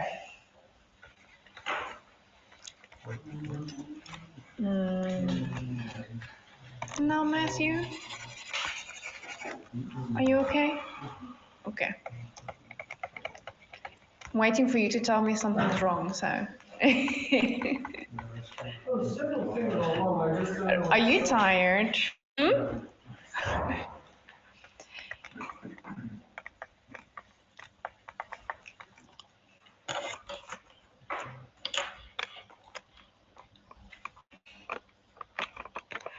You know you're tired when you literally do divide by 2 calculations.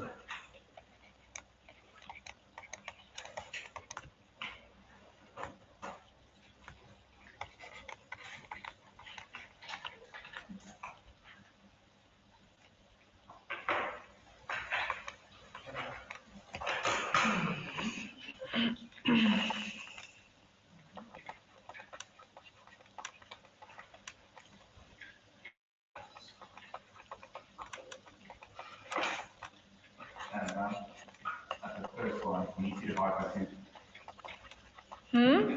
Did I? I had 12 on my calculator. Stop making fun. But thank you, Sean. Where was I?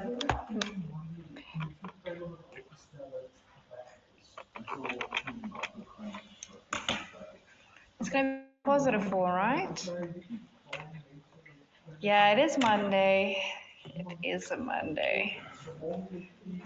Guys, draw your timeline thingy to help you again, to show you. So all the, I'm going to put it like this time, lessons and all the other ones. So I normally do this and then I check what's on the left and what's on the right. So let's do delta greater than is this and this, delta greater than. So I'm going to look at -4 and -12. On the other side, you're looking at delta less than, so delta less than something. It's that one. I only have one option there, so that's the only option. But on the left, there's 2 options because they have the same sign, and then you think delta greater than. Okay, so I write it on my timeline there. Which one is more restrictive? Yes, -4 is more restrictive.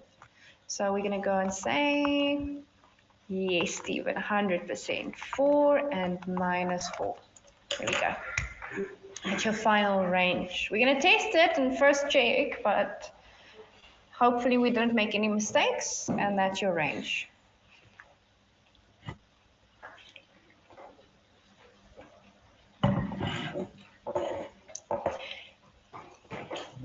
So what's the original value? It is 20.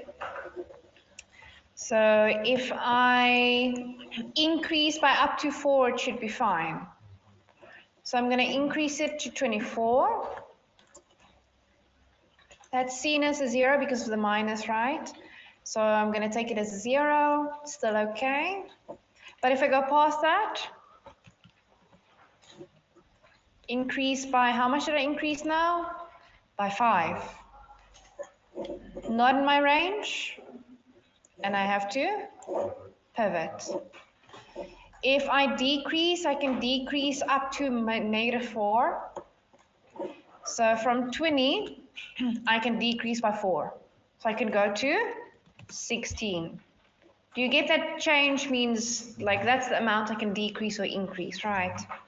So I can go to 16. That's still okay. But if I go past that and I decrease more, so if I decrease from 20, which is original, and I decrease by 5, that should not be okay. So 15 should not be okay, and it's not okay. Okay. Sometimes it literally works with decimals as well, so just be careful to check. If it's like, instead of your range being negative 4 to 4, but like a negative 4.5, then you check 0.5 as well. Okay. Just to be 100% sure. But it works. Our range is perfect. So we can test our range and we know it's fine. So just to show you again, up to negative 4. Negative 4 means going from 20, you subtract 4, it's 16. 16 is okay, you don't pivot. But when you go past 16 and you subtract more, I need to start pivoting, telling my range is okay. Check both sides.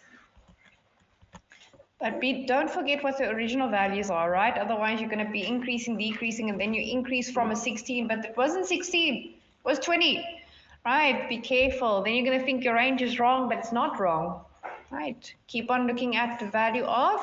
So you go and write it for yourself, 20. So if I go up to 24, that is an increase of 4. If I go to 16, that's a decrease of 4. Those are my limits. If I go past that, it's going to make me pivot. That doesn't happen, my range is wrong. Okay. You okay? Well, we also need to check this because Z also has delta. So Z also has delta. So let's see, let's put a random value, right? So we said now decrease by 4, for example. That would be 16. But what happens, like Sean said, what happens to your Z now? Because you have to check it as well.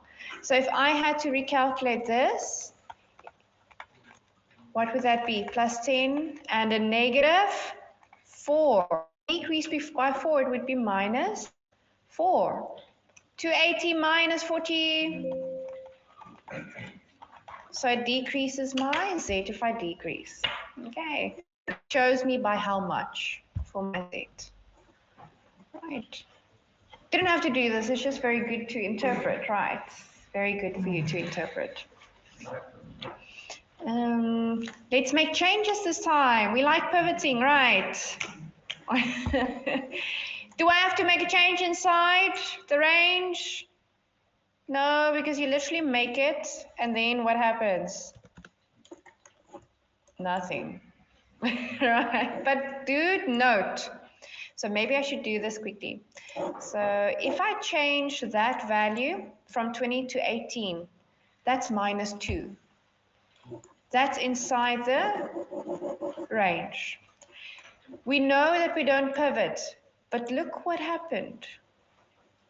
It's a binding constraint, so your Z would have changed. It used to be 280, and now it's 260. For a maths problem, is that good? Not at all. But why did my profit decrease? Think logically. What did I do? I decreased a resource that I have available. So obviously I'm making less products. If you don't decrease it enough, then nothing will change. But I decreased it enough to make a change to my profit. Okay. If I increase, logically, what do you think is going to happen? Either nothing or my Z will actually also increase. I'm going to get more profit. More resources means more profit, right? Or more costs, right? Sadly, then you cry, but I mean, if that's what you want to do. Hint, hint, check if it's a min or a max problem, right?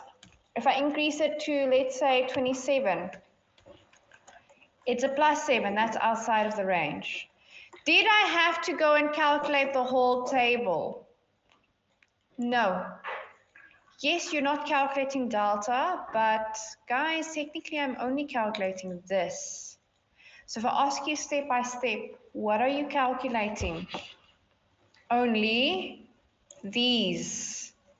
This looks exactly the same as the optimal table. Nothing changed. If I go and copy that optimal table, yes, the 0 looks like an E, but it's the same thing, okay?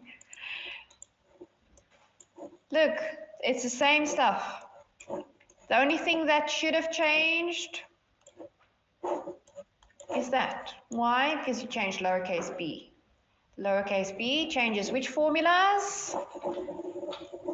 Those two, which is where? Those. So if I ask you what did you have to use to calculate these, please don't tell me everything. Only B and Z. Okay, only those. Okay. All right, now we need to pivot. Why do I need to pivot? I went outside of the range. That's a negative. If it's dual simplex, which one do you pick if you've got more than one negative? Do the ratio test with the... You have to do the ratio test at the bottom, but if you've got more than one negative on the right-hand side, you always say largest negative, but technically the most smallest value that you can get, right? But the largest negative, like we normally say, right? So this one, then you have to do, Sean, you said, ratio test at the bottom this time, right? Negative E, we know now that's 0, but if you're extremely worried, do fraction or something just to see, to be sure, just to be clear. But this is our only option. Do I need to do the calculation? No, but what was the calculation for recap purposes? Z by the? And don't forget? Absolute, because we assume that they're technically positives even though they're not. Okay, so Z divided by? I just have to do that, but close your brackets, sorry. Excel is like, don't you dare, like, click and select. Don't. There we go. Right. But if that was a 0, just a recap, would you pivot? Yes, please. Right. Small is positive, and we see them with absolutes as positive. What annoys you, Christian? Did I do something wrong? It's like a moment of, oh, whoops.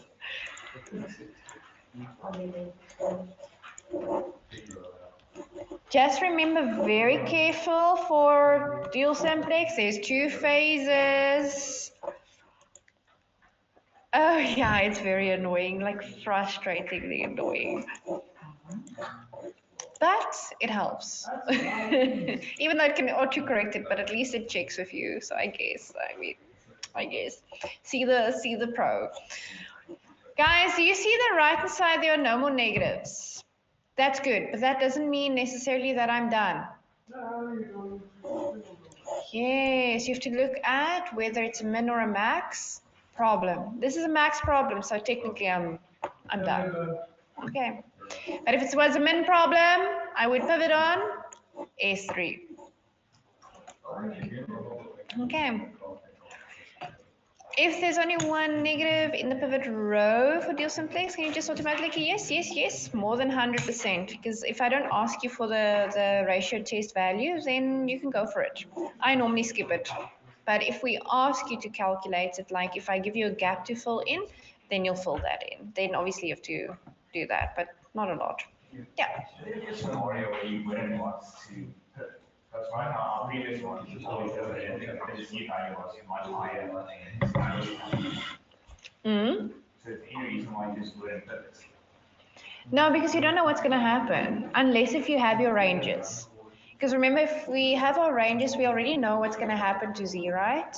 So if you have your range and your delta values, you're not necessarily going to pivot always, because then you think if I'm going to increase it by, let's say decrease rather, if I'm going to decrease it by 20 and then I look at my range there and I'm like, either or it's going to be bad for business. So in that case, I won't even bother. But that would be, what do you want to show? Like, what information do you want to give to the business? So that's purely on what do you want to tell them. Okay. But if they kind of went and said, I want to see what happens if we increase this resource, then you increase it and you see what happens. Then you're going to pivot to show them what happens. Okay. Right, so what happened from old to new, right? Because we have to interpret. We can't just go and say, there's the answer and I'm done, right? It needs to mean something. So let me just go get my old table. Call it something old so that you know which one's old and which one is new. What happened to the Z? Increased by a lot, so we're happy. Increase. What did we actually do? We changed what? Let me just go back here so that you can see it. We increased from 20 to 27, the finishing hours. So we've got staff that can put in more hours. Maybe they're paying overtime or something. Right. Now I go and I say, okay, but what does that mean? Where's that table? It means more profit. What does it mean in terms of my X's? So think of, was it basic, non-basic, what was it? X1 was basic, but now? So X1 is not feasible to make anymore. Okay, it's out of the picture. X2? Remain dead. Short. Remain not feasible to make, right? What about X3? Just be careful those, eh? Minus, we take it now as zeros, right? So it became better, but it was still feasible. It's still feasible to make. It's not like it became feasible to make. It was made. Does that make sense? It was made, so it's not like I started making it. It's just I made more. Okay. Then no check. No check that. Yeah, so you're gonna make, so you double the amount that you make of them. Very good observation. So for your slacks, constraint 1 is the amount of lumber. It used to be only 24 used. Now we've got more left. S1 slack is now, so just to make it clear, because slack can be tricky to interpret, right? S1 here in the old table is 24. That means you had 24 left, 24 hours of finishing left that could be used. Now you've got 32 hours left. Do you have more left? Yeah. Do you see why it's a bit tricky to answer, right? Because S is the amount that you have left. So be careful to say like, oh, it increased and now I'm using more of the resource. I'm actually using less of the resource because I've got more left. Be careful for slacks. Okay, I've got more left. Yes, I'm left with 8 more there. Right. So be careful for them. Yes, very good, Milenka. So you are making X1 you used to make, now you're not making it. So you might have more of the resource left. And then you go check, how do I know that? Then you go back to your initial table. Where's that one? Got too many tables. Then you go back to your initial table and you can look at the actual values in terms of X1, which was produced and not anymore, versus, what was it, X2 that was more now? No, X3. Look, X3, dip down. So if you look at the difference in that resource, if X1 is not used anymore, then less of that resource is used. Look at the amount of resource for finishing hours does X1 use. 4 versus X3 using only 1.5. So if X1 is not produced anymore, will that 4 be used? If X1 is not produced, why would that 4 for X1 be used? Will there be finishing hours for X1 used? No, you're not producing it. Now it's only X3 which uses a smaller amount, which means you'll have more left. Yes, so very good for that observation, Milenka. So you'll have more of that resource left because you're using a smaller amount of that resource because of the coefficients. Okay, it's just interesting, but it's useful. What else? Nothing else changed, right? Oh, S2 changed. What happened to S2? It was 0, meaning nothing left, which means now we have some stuff left. Putting it more tactful than Sean saying wasting stuff, but it's the truth, yes? Tactical backup. But now you've got 3 left, right? So meaning less resources were used. That's basically what you're saying. Right, yes, because of X1 not being produced anymore and the coefficient was actually smaller for X3 versus X1. Okay, so you can always go back to your coefficients of your LP and read more into it. That's what will set you apart from someone else. Right, what was this? Oh, we did that. Please go through as much as possible. The more you practice, yes, yes, then it's going to become much easier. Let me maybe ask you to do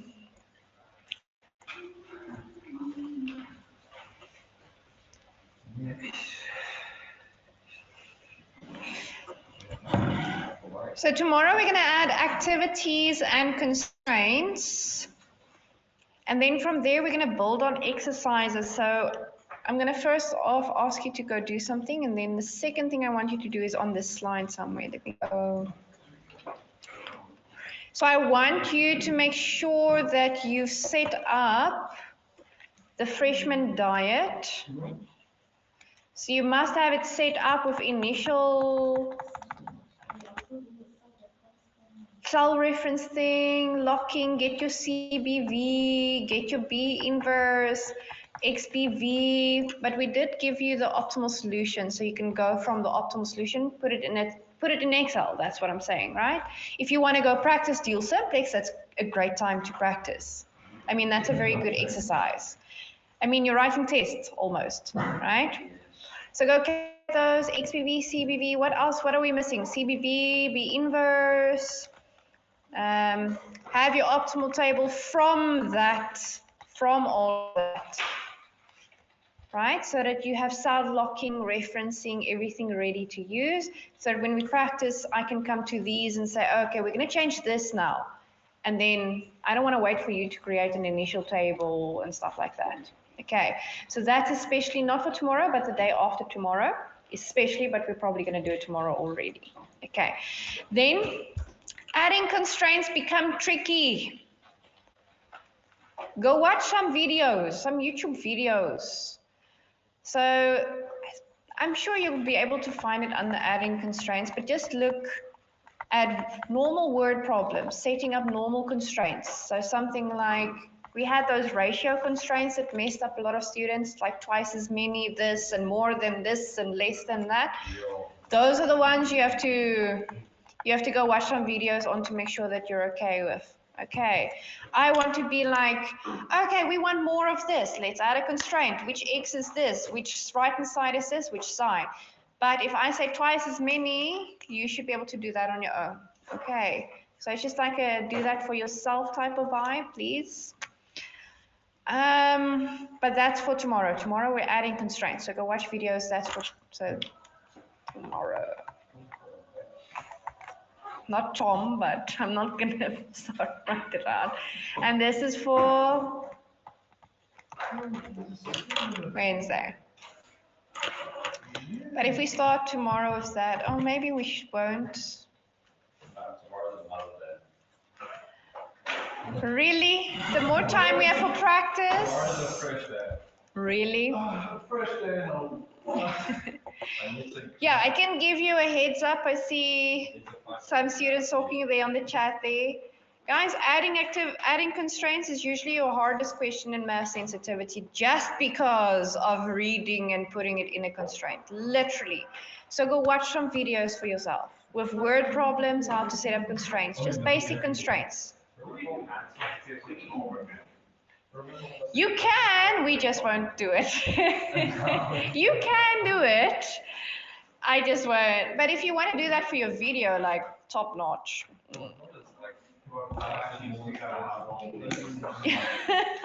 It can help you understand ball programming. Okay, so don't tell anyone I'm letting you go though, but I think we've done enough. Please practice. The more you practice. Guys, on 9, I'm going to greet you so that I can do attendance this side. I know you're a bit tired, so we'll go on tomorrow. I'll see you tomorrow. But please practice, practice, practice, practice. See you tomorrow.